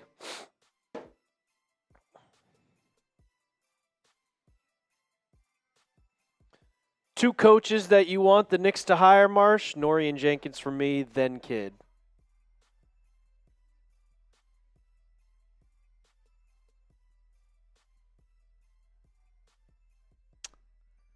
It's a great question. There hasn't been a coach that I've heard linked to the Knicks at this point that I'm absolutely in love with. Yeah, there's no standout candidate. Like, I'm like, okay, you're interviewing Norrie, you're interviewing Jenkins. I'm cool with that. But I'm not like, over the hills, like in love with any of these guys. Yeah. I don't know much about James Borrego, so I'll do my homework on him tonight. And we'll probably have a video out on the channel in the morning about him. We'll also do some second-round draft targets as well. I think I would roll kind of like you, Nori, Jenkins, then Brown. But, like, I'm not against Mike Brown either. And we kind of said this earlier. They all just feel like super safe coaches. Are either of those coaches getting the New York Knicks over the top? You already had a really safe coach and a high floor coach in Tom Thibodeau. You fired Tom Thibodeau to get a coach that makes a difference. And maybe that's Mike Nori. Maybe that's Taylor Jenkins. Mike Brown has kind of proven he's not that guy. And I like Mike Brown. He's got a really good resume. I don't know. I'm not that high on Jason Kidd unless it means the Knicks are getting Giannis. That'd be the only way I want Jason Kidd. Jason Kidd is kind of very similar to Tom Thibodeau. Defensive principles, kind of a stagnant ISO offense. Best player, has all the freedom in the world out there to do what they want to do on offense. I obviously like that he has a great relationship with Jalen Brunson, but I guess I say all that to say I'm not in love with any of the names that have been reported, and I'm also not in love with any of the available names. Like,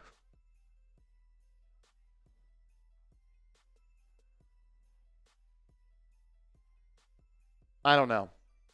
How do you feel about it, Alper?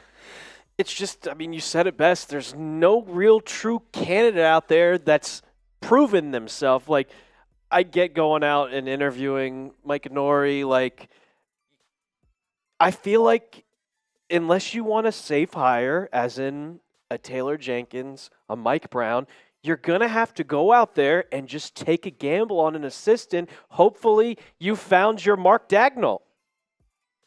The Thunder took a gamble and taken their G League coach and just said, yeah, we think he's proven himself. Maybe the Knicks have to do that to get over the hump. I think it's going to have to take. They're going to have to take a gamble if you truly, truly want to prove that you can get over this hump and make it to the finals and possibly even win the finals. The unknown of Micah Nori is probably the most appealing quality of any of the three candidates. I mean, from what you've seen, like as an assistant, do you really know how much they run the show? Offensively,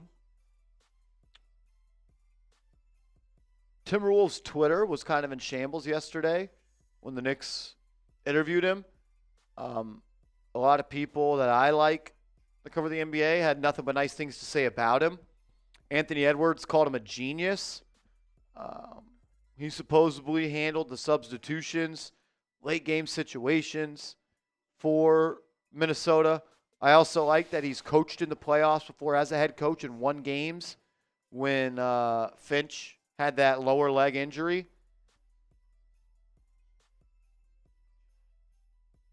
I don't hate it. King Eastwick says Johnny Bryant, he knows and is liked by the players. That's one of the biggest misconceptions as well. the Knicks even interviewed him? No, Yeah. and the Knicks are a different team than when Johnny Bryant was here. Randall's gone. That was a Johnny Bryant. RJ Barrett's gone. Manuel Quickley is gone. Obi Toppin is gone. The only people that are on the team still that were here when Johnny Bryant was here is Brunson, Hart, Robinson, and Deuce. And Yeah. I'm not saying Johnny Bryant isn't qualified. To me, it sounds like Johnny Bryant's not even in the picture. Maybe he will be down the line. Maybe that's a last-second kind of option, but you're telling me that if Johnny Bryant was this big and powerful candidate that the Knicks wanted, that they wouldn't even request to interview him yet?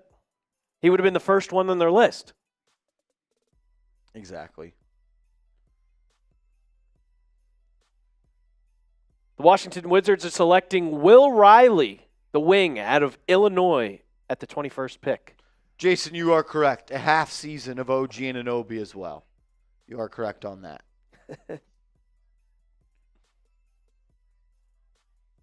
Who do y'all think the Knicks will draft at 50? Just depends on who's available.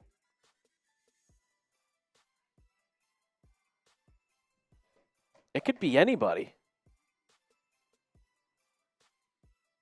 I don't know who's going to be available at the 50th pick. Like, if Kalkbrenner's available, you take him in a heartbeat. If Kobe Bray is available, you take him in a heartbeat. If Adu Thiero is there, you take him in a heartbeat. All these guys are not going to be available. At the 50th pick, it's kind of you're finding somebody that you hope gets on a two-way contract. Because in the history of the NBA, you definitely get some diamonds in the rough, but most of the time your second-round draft picks don't go anywhere.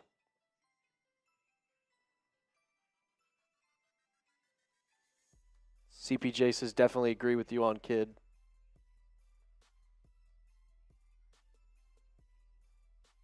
That's why he's third for me. Yeah. Kidd's, he's not someone that's going to be your X's and O's, like in-depth coaching.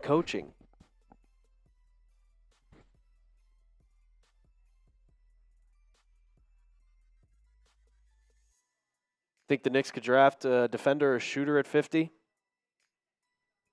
Yeah. Yeah, you can. See a center.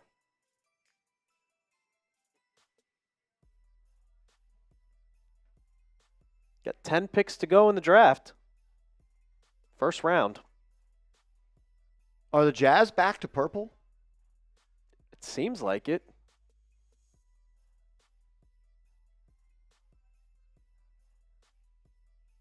See, why do they keep saying the Utah, the pick is in? This pick is going to Washington. It makes it unwatchable, like, on their platform. It's not good. Pineapple, unfortunately, no, brother.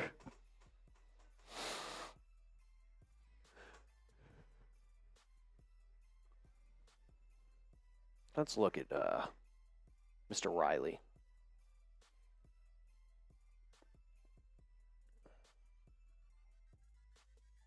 What do we got on him? 19 years old, out of Canada. Freshman, 6'8", wing out of Illinois. I mean, 12 points per game scorer.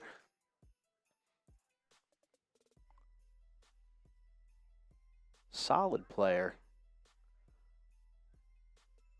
Pull up his scouting report. Functional size for his position. 2 out of 3 at the next level, but cannot play the 4. So 6'8", can't play the 4. Solid mid-range shooter who can elevate over defenders with his size. Solid scorer in isolation settings. If he can fill out his frame, he has a high upside and develop a more consistent shot form. Problem with him, small wingspan really limits him as a weak side defender, and it really shows on film. I mean, his wingspan is only 6'8", and he's 6'8". Desmond Bane.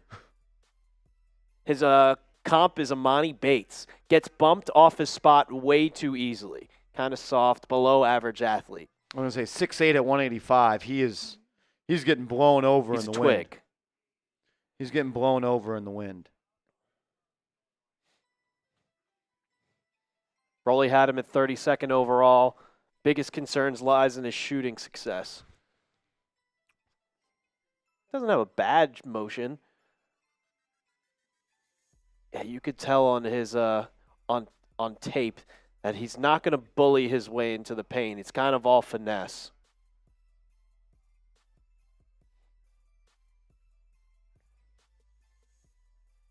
Doesn't really defend at all. Big Ten, 6th man of the year, though. 12 points per game, 4 rebounds, 2.2 assists, 32% from 3, and only 72% free throw percentage, 43 from the field, 32-inch max vert.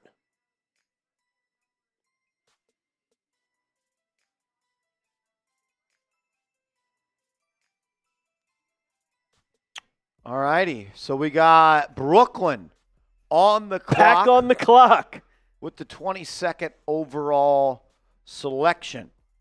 This pick and 7 more. 3, 4, 5, 6, 7, 28, 29, 30. No, 8 more. Can't math. Until the end of the first round. The NBA draft is now a 2-day event. And we'll be back live on the channel tomorrow for round 2, as the New York Knicks do own the 50th overall selection. There's been some rumors.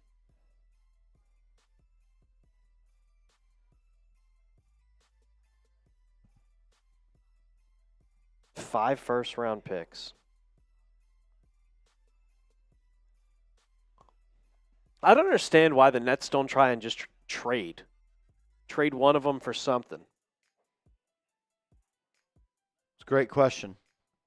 It's a great question. Like, you're not going to, all of your picks aren't going to hit. Like, go out and use 2 of those first-round picks and trade for a solid player.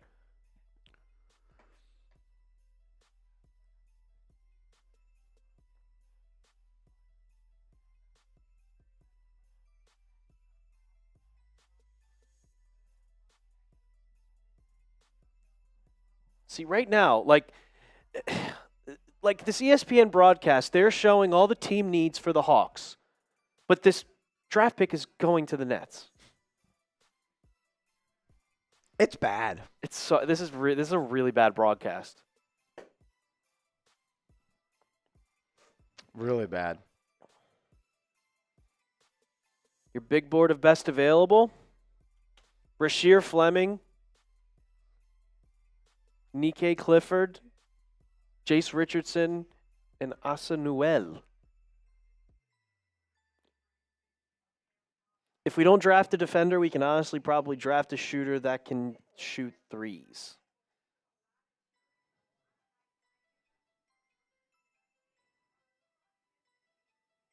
Shout out to Jet Life Faux Life. My man Jet Life for Life. What's up, fam?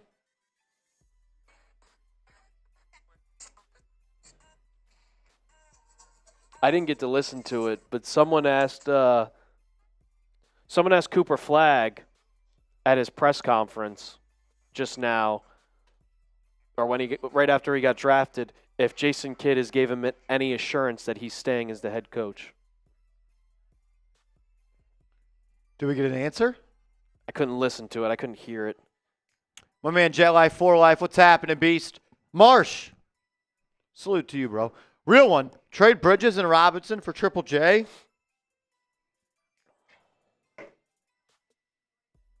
I don't think that gets it done.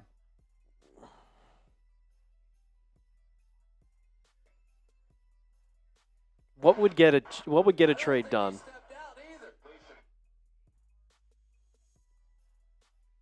What would get a trade done?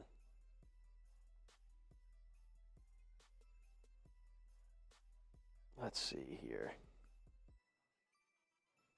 I don't think Memphis is trading him. They have no reason to. He's 25. The one thing I don't like about him is that he doesn't rebound.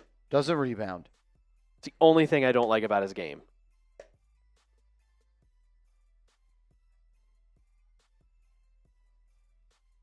Brent plays Madden. Memphis not trading Triple J. Stop yapping just to yap. I think I literally just said I don't think it's going to happen. Let's see. He also says they said it themselves. You're telling me the Memphis Grizzlies came out and said they're not trading Triple J? Send me that soundbite. Send me that quote, because I don't think that's happened.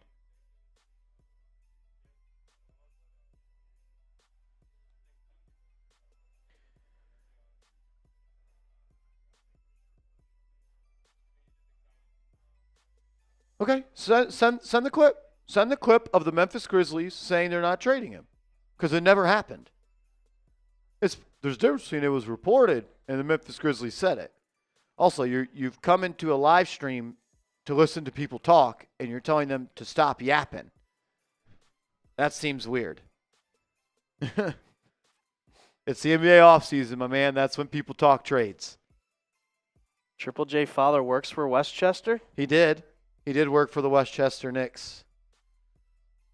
So I just listened to that clip of him asking if Jason Kidd's given him any reassurance, and Cooper Flagg's answer was, no, I haven't had any discussions with him about that. It's a report. So wait, the Memphis Grizzlies reported they're not trading him? I've never seen an NBA team release a report. Oh, wow. I've never seen that. And Jet Life for Life, you're absolutely right, bro. I don't know why dude's being so mad. We're 3 hours into a live stream covering round one of the NBA draft, and the Knicks don't have a pick. And we're talking about the NBA players that have trade rumors surrounding them, bro. Get off your high horse. Come on, man. Go play some Madden if you're that upset about it. Have some respect.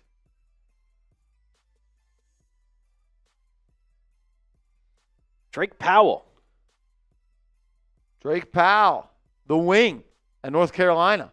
38% three-point shooter last year. Heading to Brooklyn. 6'5", 200 pounds. So just 19 years old. Was a freshman this past year for the Tar Heels.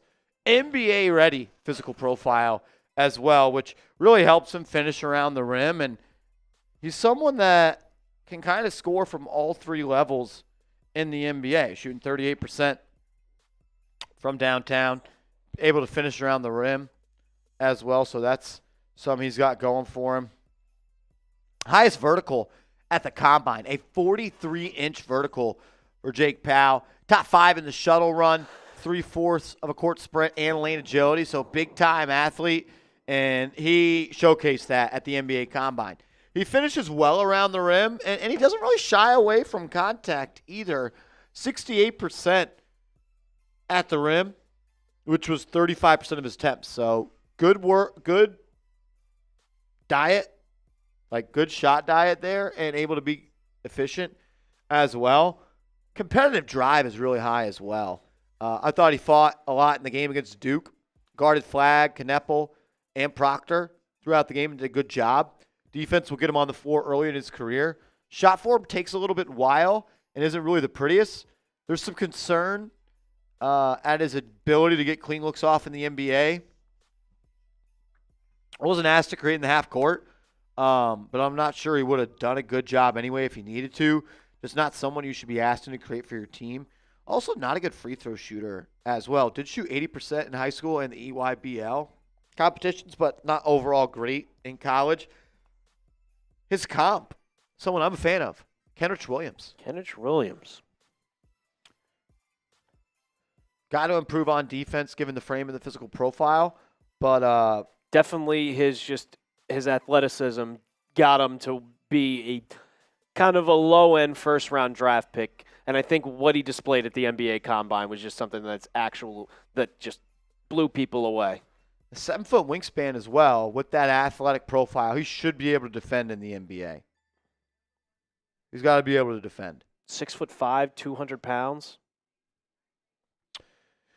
Gabriel, what's up, Marsh? Would you say that it's more likely or less likely the Knicks trade up in the second round?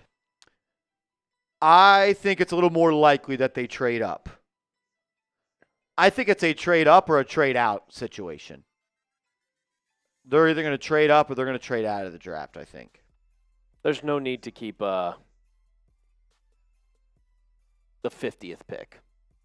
Guru Customs, is Bridges going to get traded because he wants an extension as much as OG? If Bridges doesn't sign that extension, he might be signing away He's on the block. Nick. Yeah, that's where we're at. Brett plays Madden again. Triple J would help us. Why are we talking about Triple J, man? He's not being traded. The Grizzlies reported it. Someone like Robert Williams, but he's injury prone, so I don't want him. What? I'm thirsty. I could use some water, but I don't like water.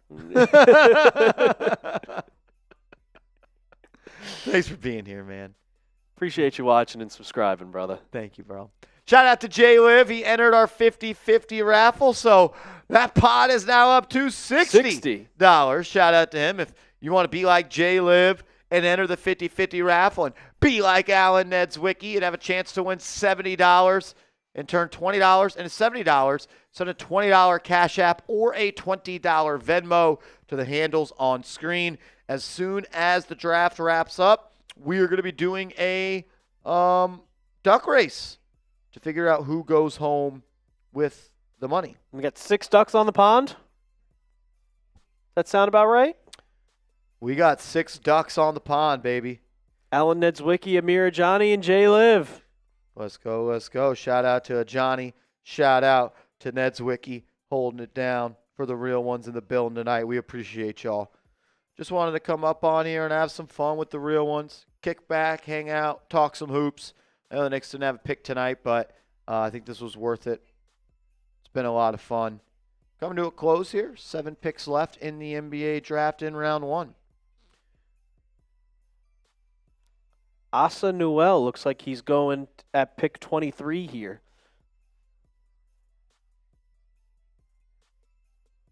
They were considering him at 13, according to Jake Fisher.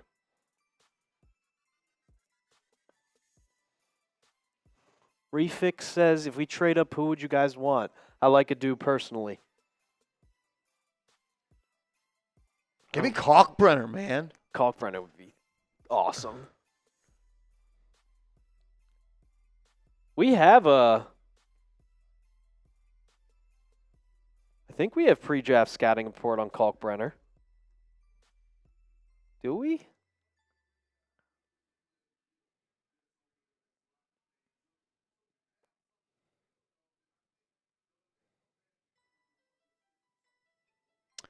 My man Sean Hayes in the building. $20 cash app from Sean Hayes. He is into the duck race. Sean Hayes, happy Wednesday to you, my man. How's the summer going for you and the fam, bro? Sean Hayes, how we doing? How we doing? Up to 7 ducks on the pond. Shout out to him. Kalkbrenner, this is a guy I'm looking at for the New York Knicks. Consistent finisher around the basket and has some shooting upside. Productive shot blocker with traits that will translate to the NBA. Will struggle when defending quicker players. That's a note from Nick Roloff. I'm going to push back against that a little bit. I think that he can get out and be able to defend. Obviously, he's not going to be able to guard De'Aaron Fox, what centers are. But this is a guy at his profile that can move a little bit. 7'1" without shoes. And Alper, not a 1-time, not a 2-time, not a 3-time, a 4-time Big East Defensive Player of the Year. Dominating presence around the rim due to his size and wingspan. A 7.3 block percentage and a ridiculous standing reach. His standing reach is 9'4". Like, he can move his feet. He's got nice touch around the rim. Our NBA comp for him is Walker Kessler.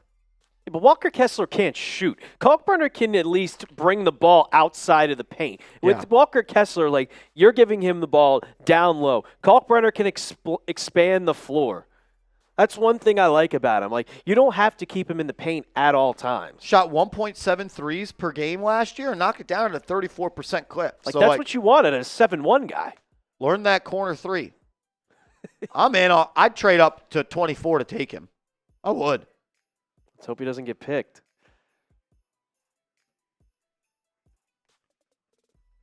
So is this Asa Newell guy going to Atlanta? Yes, he's going to Atlanta. Okay. Isn't that so hard to fucking tell? Makes no sense. It makes no sense.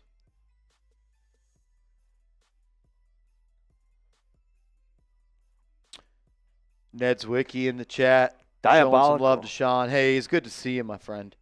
John Pettit, I seriously doubt Knicks trading into first round. Remember, they're going to keep salary down. Maybe trade up in the second where it's a 2-way contract or low salary like Huck Porty. You're probably right. You're probably right.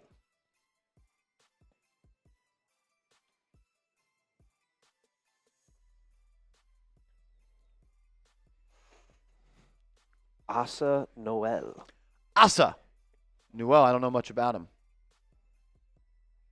Oh, I do actually. I remember watching him last night. He's a solid player. I actually liked him. His highlights stood out to me a little bit. I was a fan of his game. Pull up his... He can kind of do a little bit of everything. Pull up his scouting report. Kind of do a little bit of everything. Explosive athlete and interior finisher with a developing jump shot. Productive as a help defender along with rim protection ability. And can get careless a little with decisions as a passer. But a good defender, good athlete, and room to grow on the offensive end. 6'9" without shoes, 223 pounds, 6'11" wingspan, just kind of a finisher all around the rim, 73% at the rim, which is the 95th percentile. Yeah, there were a Talented couple player. plays where he was putting it on people's head top. 14 offensive rebound percentage, so he's a hustler too. Displayed an ability to step out and shoot it. Not good to a T, but could develop into a consistent three-point shot and really quick off the floor. Solid player for Atlanta. Sean Hayes says, I hate that we are drafting without a coach. Not ideal. Not ideal. I'd be curious to know how much Tom Thibodeau was involved in the selection process. I bet he had a voice, and I bet he was heard. I know that he was a big Quickly guy and a big Grimes guy. I heard he was not an Obi Toppin guy, though. I think we've learned that came to be true. He was never an Obi Toppin guy. We got a trade. What do we got? The Kings trading for the 24th pick from the Thunder for Nick Clifford. Nick Clifford? Thought he was already picked.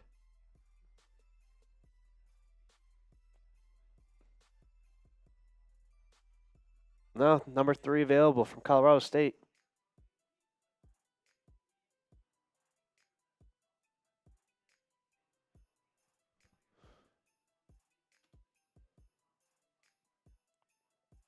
So this pick will be going to the Atlanta Hawks. No. Or no, Sacramento Kings. Kings. Sorry. You're good. The Kings and the Hawks and the Nets feel like they're making all the picks. yeah, the Hawks just made the pick at 23. Even though that Well- ESPN didn't show you that. No, they said he was going somewhere else. Yeah. Snooty X? What? No, he's not.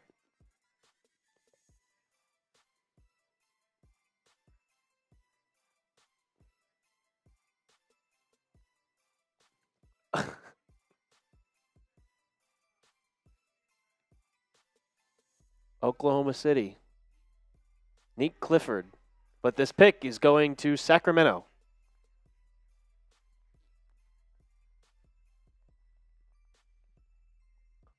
And Nick Clifford's rocking the Sacramento purple.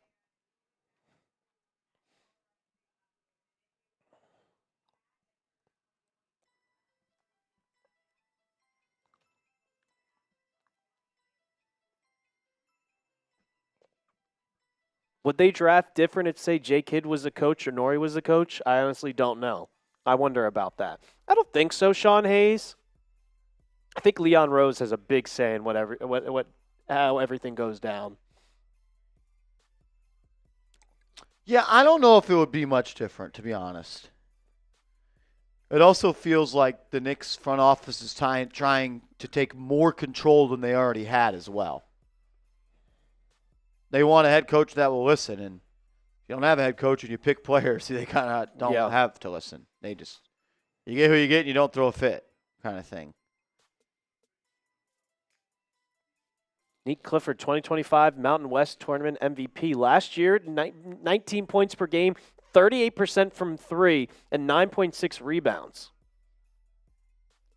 6'5", 205 pounds. He's got a lot of versatility. Can shoot off the dribble. Solid defender. Oh, my. You could see the athleticism in his game. Who's this, Neek? Yeah. Adonis the A-Train, what up, my man? Amir Johnny, what's happening, man? How long do you think it's going to take for us to hire a coach? I think before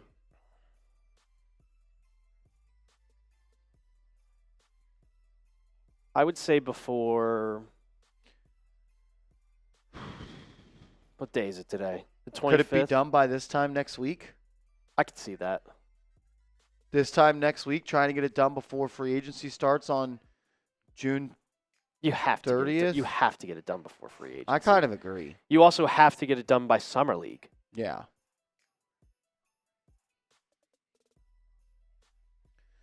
Kidd should never be the coach of the Knicks. He's done nothing as a coach.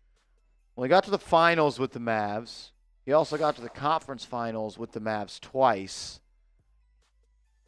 I don't think it's fair to say he's done nothing when he's got to the finals and Tom Thibodeau never has. And I'm not even a kid guy, but I don't think that's fair. Joe Curry, why would you say that be a fail? Why would the Cat trade be a fail? You traded for Cat and then had your best season in 25 years. Then what happened? He left. How did he leave the Mavs if he's still there? Joe, I think you're just yapping, brother. I think you're just yapping.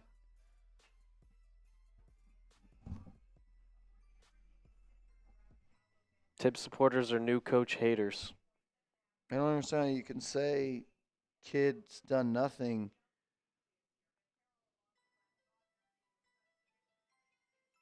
Chicken Man in the building. Chicken Man, what's good with you? Knicks coach is obviously Jeff Van Gundy. Leon's just putting on a show to get his other coach. We're chicken. Oh, Chicken Man, you never cease to amaze me. All right, Orlando selecting Jason Richardson out of Michigan State. Ooh. The father of, or the son. The father. The son of Jason Richardson, the dunk contest champion 3 times, I think. I think he was a 3-time dunk champion. 3-time dunk champion? Is it in here yet? Nope. Leave it to our fan base to hate on another All-NBA player on the Knicks.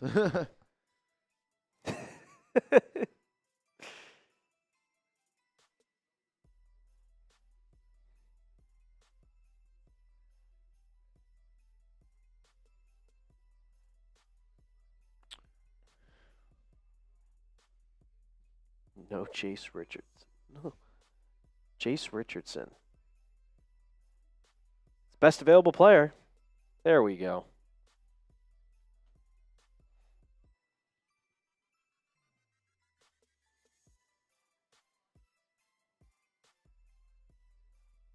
And Brooklyn has back-to-back picks at 26 and 27. Yeah. Joe Curry, Mark Jackson, Mark Bryant, Mike Malone should be the Knicks coach.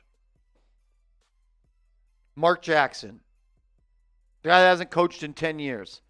The guy that, by your terms, has done nothing in the NBA as a head coach. Nothing. Absolutely nothing. I'm just using your terms. You said Jason Kidd getting to the finals is nothing. He never got to the finals. In fact, the year he got fired, the very next year they won the NBA championship. I understand he played for the Knicks. Outside of that, there's no reason for him to be a head coach candidate for the Knicks. Just like every other team in the NBA in the last 10 years that has hired a new head coach has passed on Mark Jackson.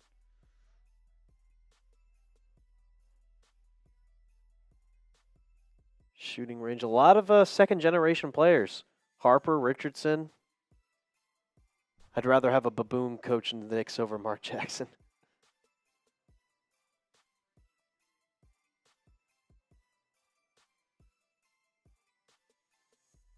$12 points per game, 49% from the field, 41% from 3 for Jace Richardson.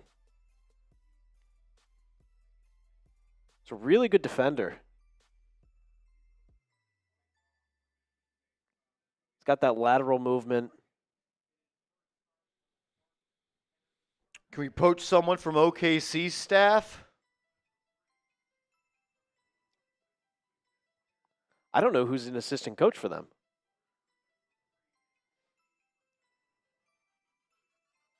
Still no head coach, yeah. Yeah, Joe Curry's like, oh, Cat's been terrible. What do you mean by that?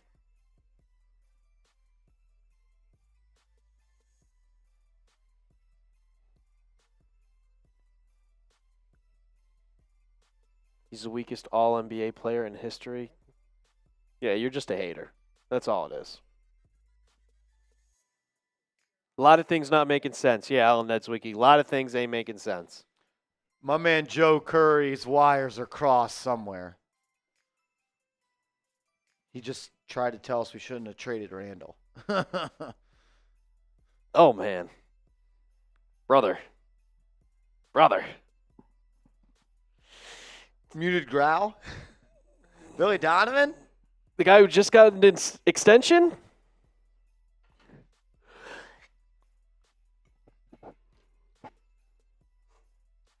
Like, if you say the Knicks should have kept Randall, you kind of just Randall much better than. Oh my! You're trolling, dude. write on your forehead, I'm an idiot.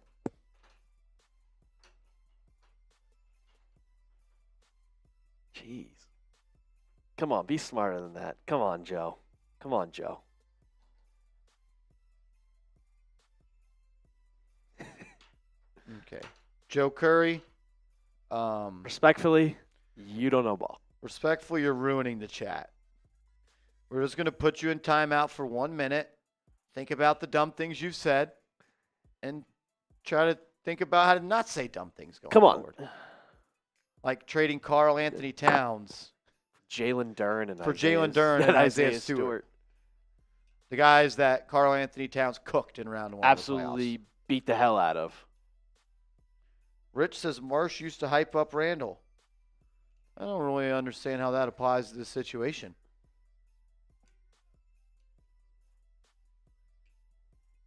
Don't really understand how that's supposed to apply. Not bad. Rich, I'm an easy guy. Play good, talk good. Play bad, talk bad. Randall had some good moments for us. He's also the worst playoff performer like ever. And he showed that in the Western Conference Finals.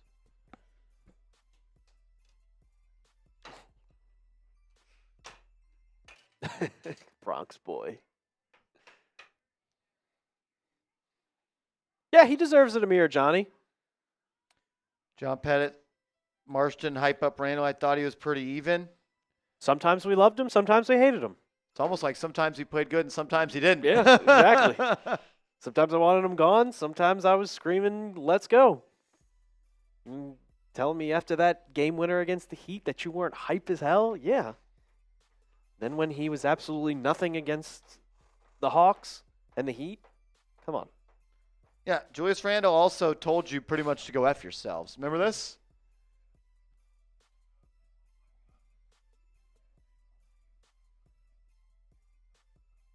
Lord Buddy Bear. How'd you lose your wrench responsibilities? Weren't you a wrench guy on this channel, Lord Buddy Bear? What happened? I thought you were a mod on this channel.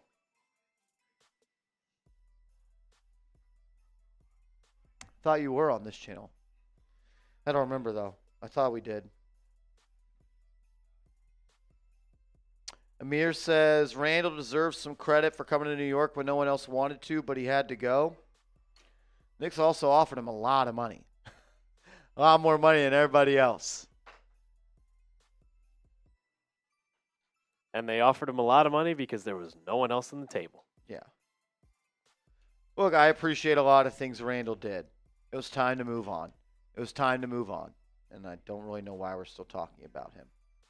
Because Joe Curry is in love with the guy, apparently.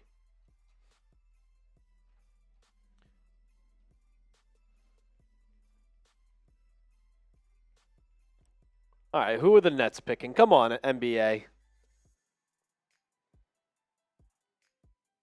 Nets have $108 million in cap space.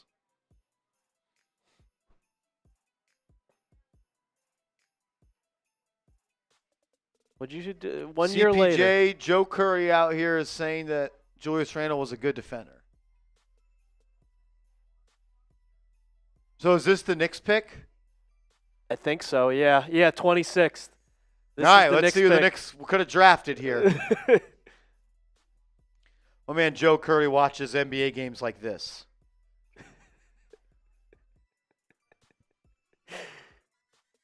Maybe if they can do NBA games in Braille, you might be able to understand. Because I'm not sure what you're watching, brother. It ain't what we're watching. Julius Randle tried on defense? No, he didn't. Oh, my God. John Pettit, that ain't He's on something That's else. something else, That's brother. something else. That's not whatever you're talking about. Coach Malpica, apologize if I'm saying that wrong, says, wow, we could have gotten Wolf or Rasheer Fleming. Both steals the draft. I don't know much about them. Well, the pick is in. Who do we got? Ben Seraph. So the Knicks traded Ben Seraph for Mikal Bridges. Mikal Bridges. Ben Seraph. And the Nets are back on the clock.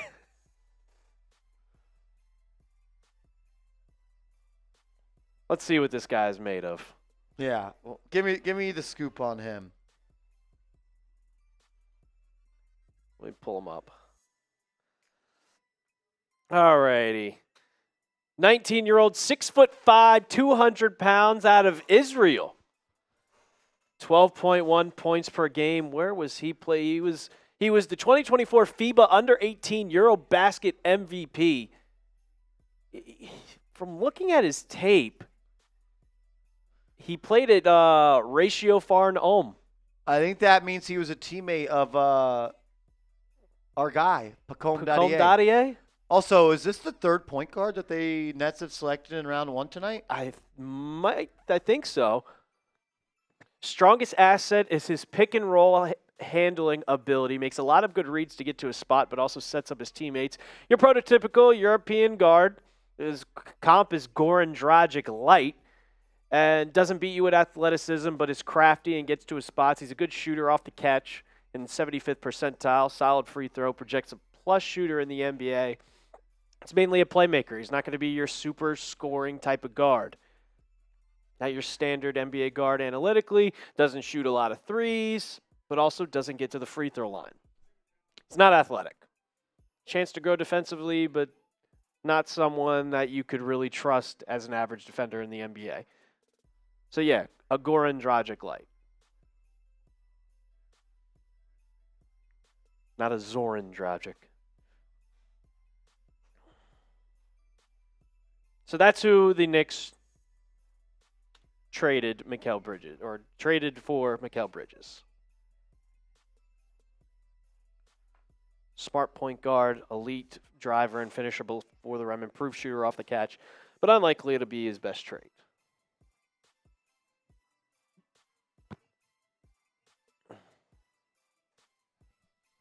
Alrighty. All right, heading to pick 27. Brooklyn on the clock again.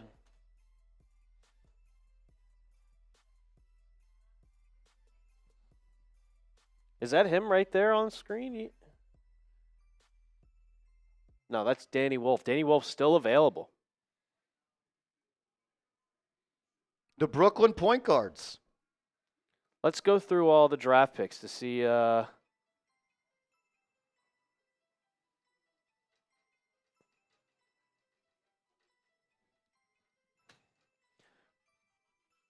Cooper Flagg 1, Dylan Harper 2, VG Edgecombe 3, Con Kneppel going 4. Basically your 4 draft picks. And Ace Bailey out of Rutgers 5. Trey Johnson 6 to the Wizards from Texas. Jeremiah Fears going to the Pelicans. Igor Demon to the Nets. There's your first guard for the Nets.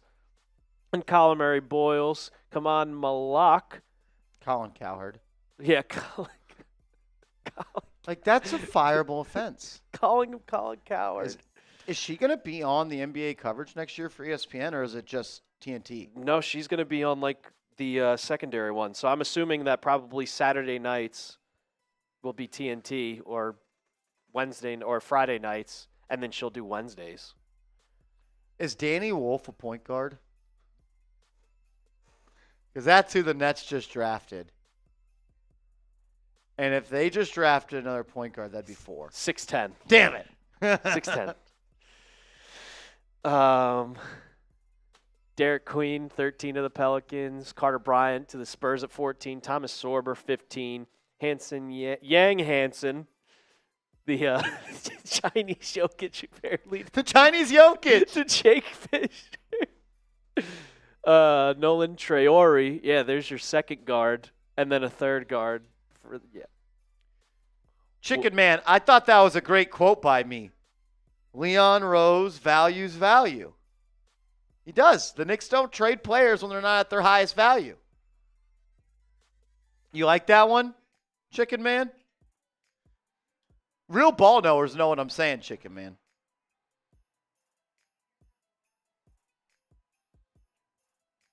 Oh, this guy's got a sick highlight tape.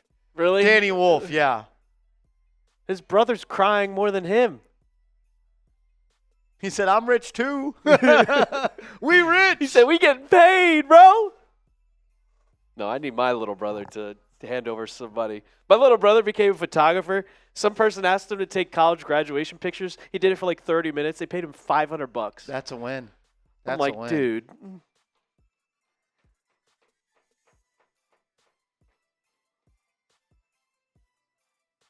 2024-25 second team All Big Ten forward, 6'10" out of Michigan. Danny Wolf, 251 pounds, 7'2" wingspan, 13 points per game, almost 10 rebounds, almost a 50% shooter from the field. Can kind of shoot the three, 33.6%. Muted growl. You don't like the take that Leon Rose values value? Bronx boy, it's not the NBA draft that I'll get drafted to. I'm too old for that draft, actually. Joe Curry, what do you mean? Out of pocket.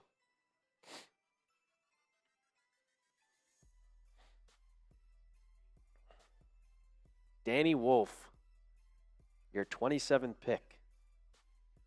And now the Celtics are on the clock. Oh, damn, Bronx boy. You see what he said? This guy's ridiculous. Oh, man. Danny Wolf was at Yale before Michigan? That means he's smart. You know I love you, Bronx boy. Oh, man. The NBA draft sure does know how to put people to sleep these days. We've almost been live for 4 hours. Imagine if we had to do another round right now. Oh, my God. He's wicked smart. Wicked smart. Wicked smart.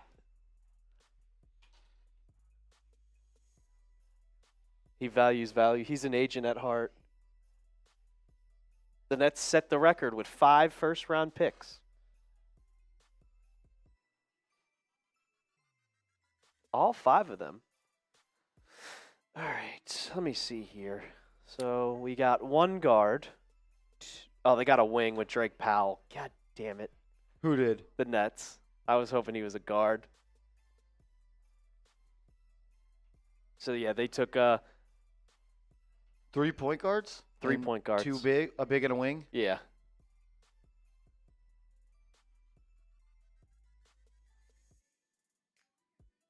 Celtics pick is in.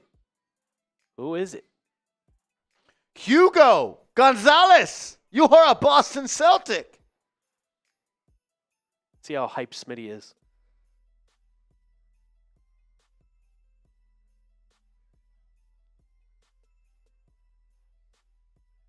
Five first-round picks and they all stink.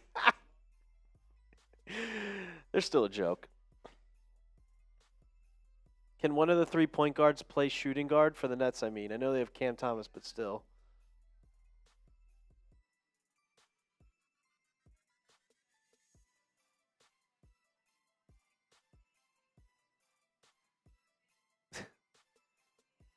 Joe Curry, Precious Achiuwa is a free agent, brother.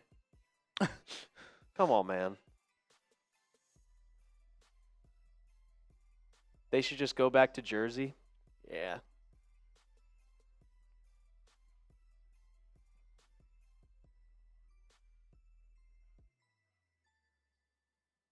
He's not a free agent yet. Okay.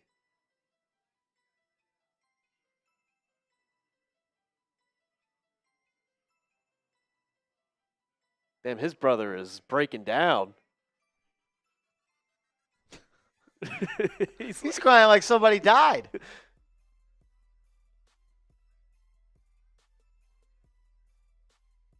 Hugo Gonzalez. I want to see what Gonzalez is like. Hugo Gonzalez, 19-year-old, 6'6", out of Spain. ¿Qué pasa? 2023 Next Gen Tournament champion with the Real Madrid under-18 team. Make note that Luka went to Real Madrid. Highly respected international prospect, left likely $1 million on the table in 2024 to stay with Real Madrid. Oof. Gavoni had him as his 5th best player off the board in his way too early mock draft a year ago. When he turns the corner offensively, he does an excellent job of using his speed to leverage that into a spin bump or Euro getting to the rim. Bad, it's hard to say if there are many bads due to not being able to see him that much, which is why. His comp, Kent Bazemore. What? Kent Bazemore. What a comp.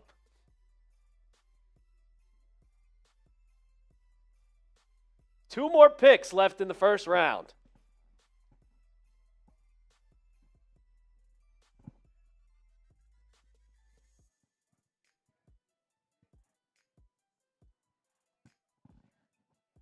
The Hornets are now on the clock. And let's see. The real Cody Angle, the second round is now tomorrow. They made it 2 days. They made the NBA draft 2 days. It's no longer 1 day.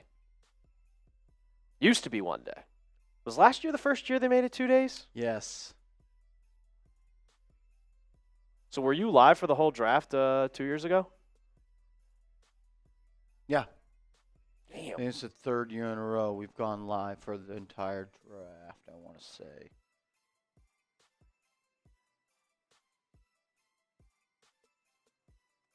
Let's see who's still available. For the last 2 picks in the NBA draft, Rasheer Fleming, Adu Thiero, Noah Penda, and Liam McNeely. All wings.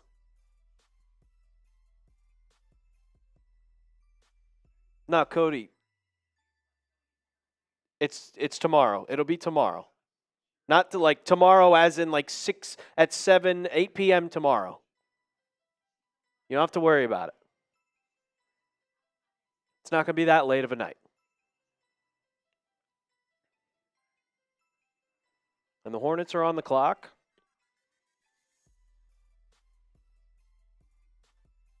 They needed front court depth and a complementary backcourt. Only 2 free agents. They haven't made the playoffs in 10 years. They shouldn't even televise the second round, says Muted Growl. Yeah. I mean, Jokic got drafted during a Taco Bell commercial, for crying out loud.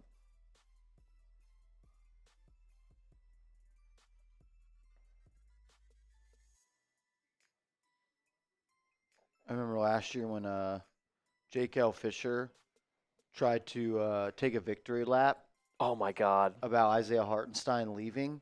He said, this from May about Hartenstein shaping into the best center on the free agent market who is going to get paid stands up pretty good. So I quote tweeted that. I said, you legit said he was expected to re-sign with the Knicks last week. He then quote tweeted me and goes, y'all don't fully grasp how fast this shit changes, man. Hartenstein was expected by many to re-sign last week. Dallas, by various accounts, was going after KCP until he opted out. Clippers don't go after DJJ if Paul George stays. CP3 might not have been San Antonio Spurs if he got traded. I said, just don't think it makes sense to take a victory lap after you were wrong. If you knew he was going to get paid, why did you report he was expected to re-sign with the Knicks when they couldn't offer him nearly what he might fetch in the open market? Like, Come what? on. You don't get to claim victory. No. You don't get to claim victory. He's one of those, I'm going to say multiple takes, and huh.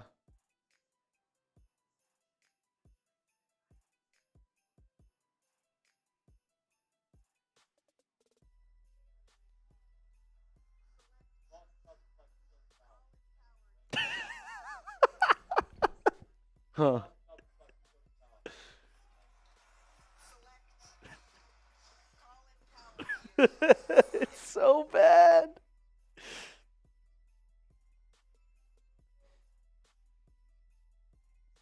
Shout out to you, Cody Angle.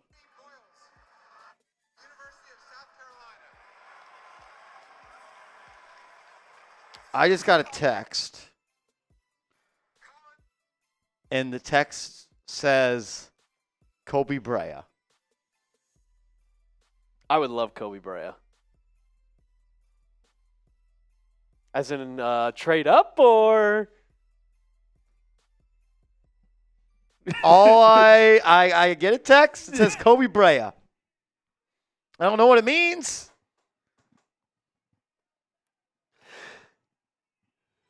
Okay. I would love Kobe Brea. We used to be the Kentucky Knicks.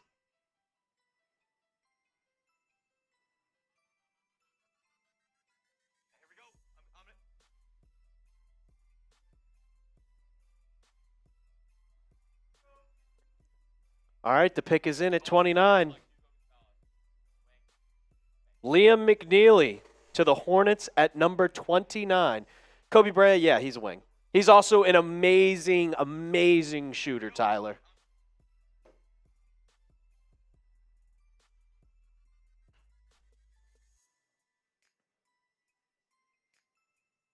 So, Liam McNeely going to Charlotte.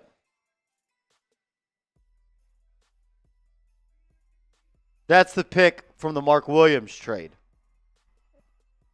Got it.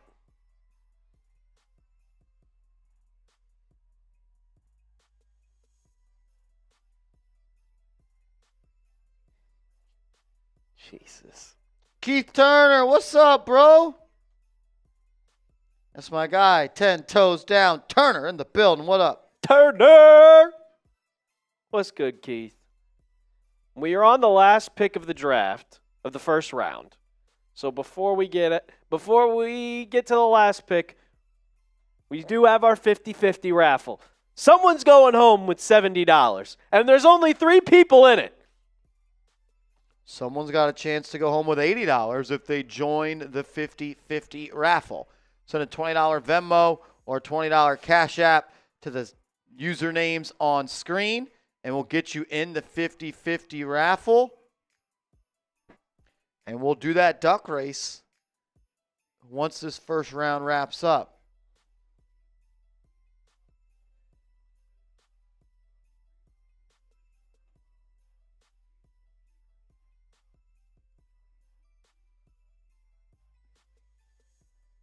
Rasheer Fleming hasn't been picked. Yeah. What do you know about Rasheer Fleming?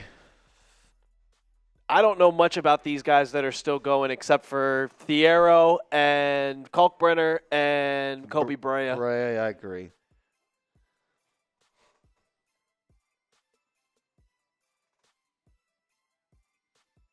Bondi tweets out the Knicks will not be making a pick in the first round.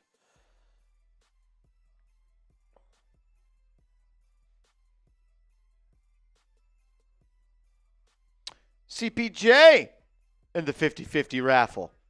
Chance to go home with $80 tonight. Shout out to my man CPJ for entering the 50-50 raffle. Next person that enters gets the raffle up to $90. You can enter as many times as you want. If we can get this raffle up to $100, I'll take a shot of the 1942 Don Julio. Well, Marsh, I might be taking a shot of that Don Julio. Yeah? Oh. Ho, ho, ho, ho. Oh, ho, ho. Oh, ho, ho. Hold on. Ho, ho, ho. We got a 3-point goal. Lord, Buddy Bear. Bang! Give me some LBB in the chat. LBB in the chat.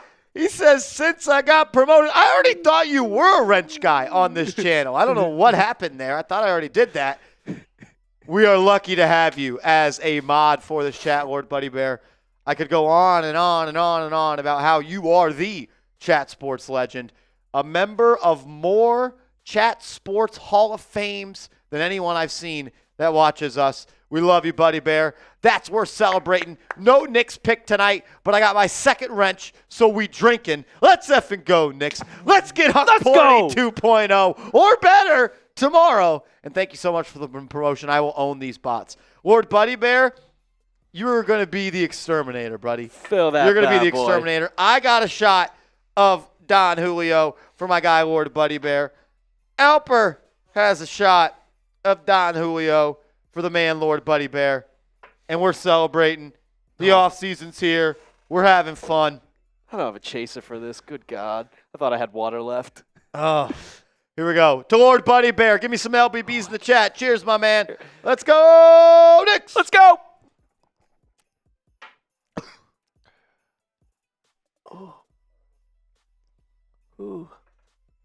Oh, thank you. Woo!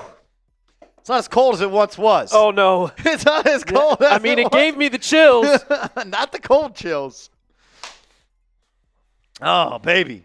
Or with the final pick of the first round of the NBA draft, the Clippers are selecting the Penn State guy, Yannick Conan Niederhauser. That's not a name. The fact that I know he's from Penn State is wild. Charles Smith sends in a $30 Venmo. He's in the 50-50 raffle. Shout out to Charles Smith getting us in there. My man, shout out to you. What is that? That puts us at, I think, 90, right? Yeah. 90? $90 going home to somebody. Shout out to Charles Smith. We appreciate you, my man. Thank you for supporting the channel. Thank you for being a real one. Hopefully the odds are in your favor. We are one $20 super chat away, $20 Venmo or $20 Cash App from someone going home with $100 What a in big their pocket. hundy. And I'll take another shot of the Don Julio if we get another entry to get us to $100. Yannick Conan Niederhauser. Niederhauser. That's just not what I was expecting you to say, man. From Penn State. From Penn State. Penn State in France? Unbelievable.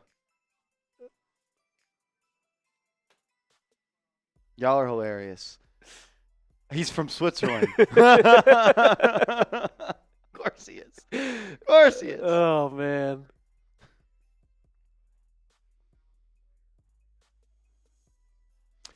Unreal. As the NBA draft has come to a close with Yannick Conan Niederhauser being the final selection 2 years of round one. 2 years at Northern Illinois before 1 year at Penn State. Mm-hmm. Dynamic athlete who is as good as a lob threat as you'll find at 6'11", 240 pounds. Dynamic athleticism makes him a threat around the rim as a blocker. His pick and roll man and 95th percentile in transition. Do not let him get in the open floor. It's also a rim protector. 10-plus block percentage, final 2 years at college. But as you can expect, a guy from Switzerland, limited offensive game. Limitado. All right, I got to hear Adam Silver say this guy's name. We were right. Oh, he's got the braids in.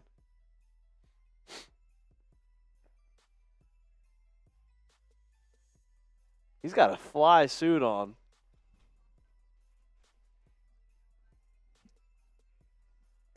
Oh, man.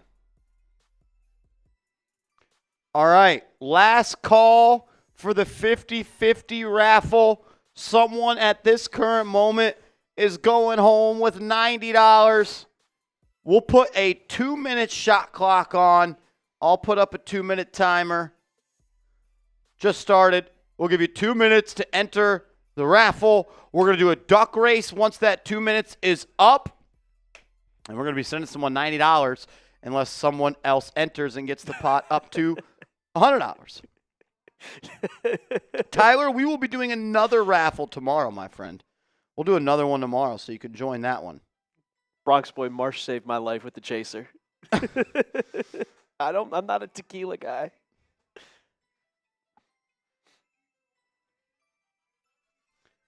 I want the Knicks to take Kalkbrenner tomorrow. Kalkbrenner or Kobe But Bryant? the text of Kobe Bryant makes me feel like they've got other ideas.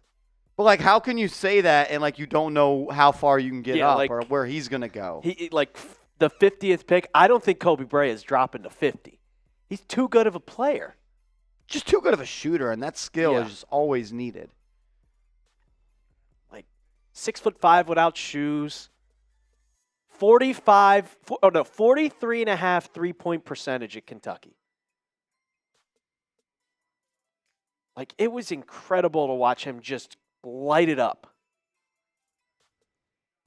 Awesome to see. Fugazi! $2 super chat. Salute to you. We got 30 seconds left on the 50-50 raffle to get your final entries in. Kalkbrenner or Brea, I'm cool with that. Fugazi! Fugaz! Do you think New York trades Bridges before the season? I think there's a good chance they do. Look, if he does not sign a contract extension, he's on the trade block. Frank Isola already kind of reported the Knicks are listening to calls on Mikal Bridges and taking and making calls on Mikal Bridges. Friend of the show, Frank Isola. Friend of the show. Friend of the show. All right, where's TV? Look who it is. Vinny Pip entering the 50-50 raffle. Whoa, get it in there. He said, oh, man, can I turn 20 into 100? That'll give me a cheap massage around the corner. Vinny, I got a shot for you, my man. It's NBA draft. Let's celebrate. F it. Knicks City and pick. I hope I spelled your name right, Vinny Pip. Vinny, we love you, brother. Thank you for being here.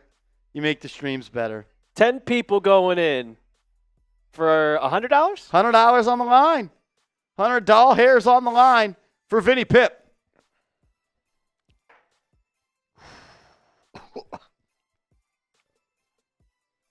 We got Alan Nedzwicki, Amir Ajani, Jay Liv, Sean Hayes, CPJ, Charles Smith, and Vinny Pip. Whew. I'll put some hair on your chest. I'll tell you what. Fugazi says, I want in. $20 Venmo or Super Chat. $20 Venmo or Cash App, Fugazi.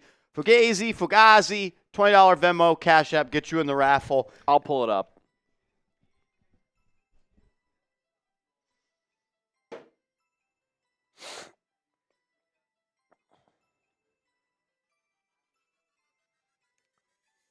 Fugazi wants in.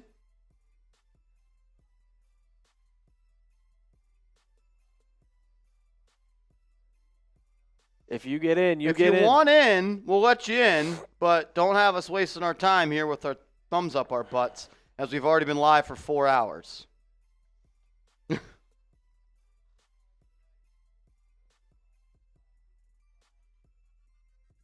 First 8 picks were all freshmen. Last call.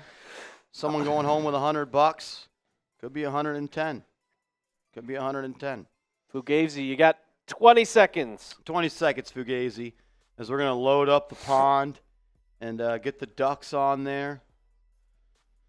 And we're going to race. He said not in. Sorry. Hey, you do not have to apologize, man. You don't have to apologize, brother. Do not have to apologize. We just wanted to leave the door open for you if you wanted to run through it.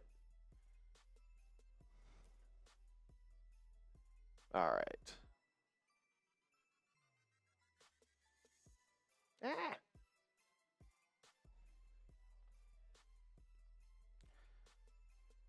Okay. All right. Here we go. Someone going home with 100 buckaroos in their pocket tonight. Don't spend it all in one place. I'm shuffling it 3 times. Shuffle the deck. All right. Are we ready? We are ready. 3, 2, 1, and they're off. Brightest future. What's up, my man? Shout out to everybody that tuned in tonight. Over 10,000 people popped in the stream tonight. And for the Knicks not having a pick, that's pretty damn cool. Pretty good. Shout out to y'all. Major, major love. We appreciate y'all. Reminder, we will be live tomorrow, and the New York Knicks actually own a pick, so we'll be breaking it down, all thing Knicks tomorrow. 30 seconds to go, and Alan Nedzwicki's in the lead, but here comes Amir Johnny and Jay Liv for the lead. Amir Johnny takes the lead with 30 seconds to go, 25, but here comes Charles Smith. I like purple Amir Johnny here. I like purple Amir Johnny. Sean Hayes taking a late lead. Here we go. Look at 15 the seconds. purple, man. Who's it going to be? Oh, Vinny Pip slowing it. Oh, but here he comes. Oh, Amir Johnny. Amir Johnny's ninja dunk for the win. Amir Johnny. Shout out to you, bro. Major supporter of the channel and the most ducks on the pond today. That's why you always get into the 50-50. You gotta pay to play. You gotta pay to play. He's in the chat. He's in the chat.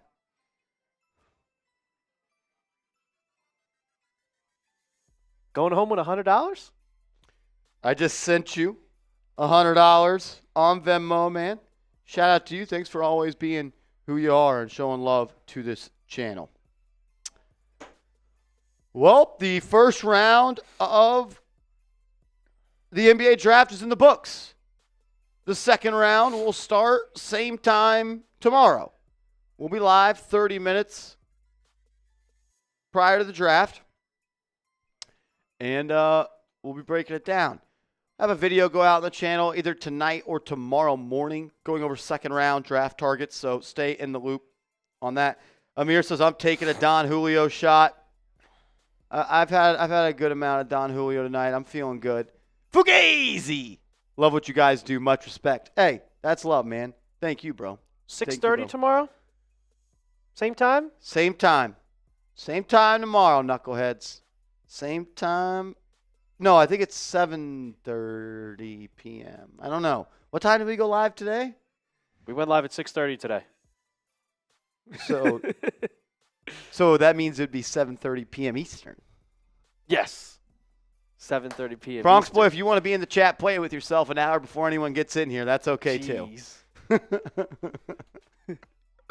We love y'all. We appreciate y'all. I hope to see all the real ones in the building tomorrow. Knicks, they're going to make a pick. Hopefully it's the next Michael Jordan. We'll see y'all later. Let's go. Let's go.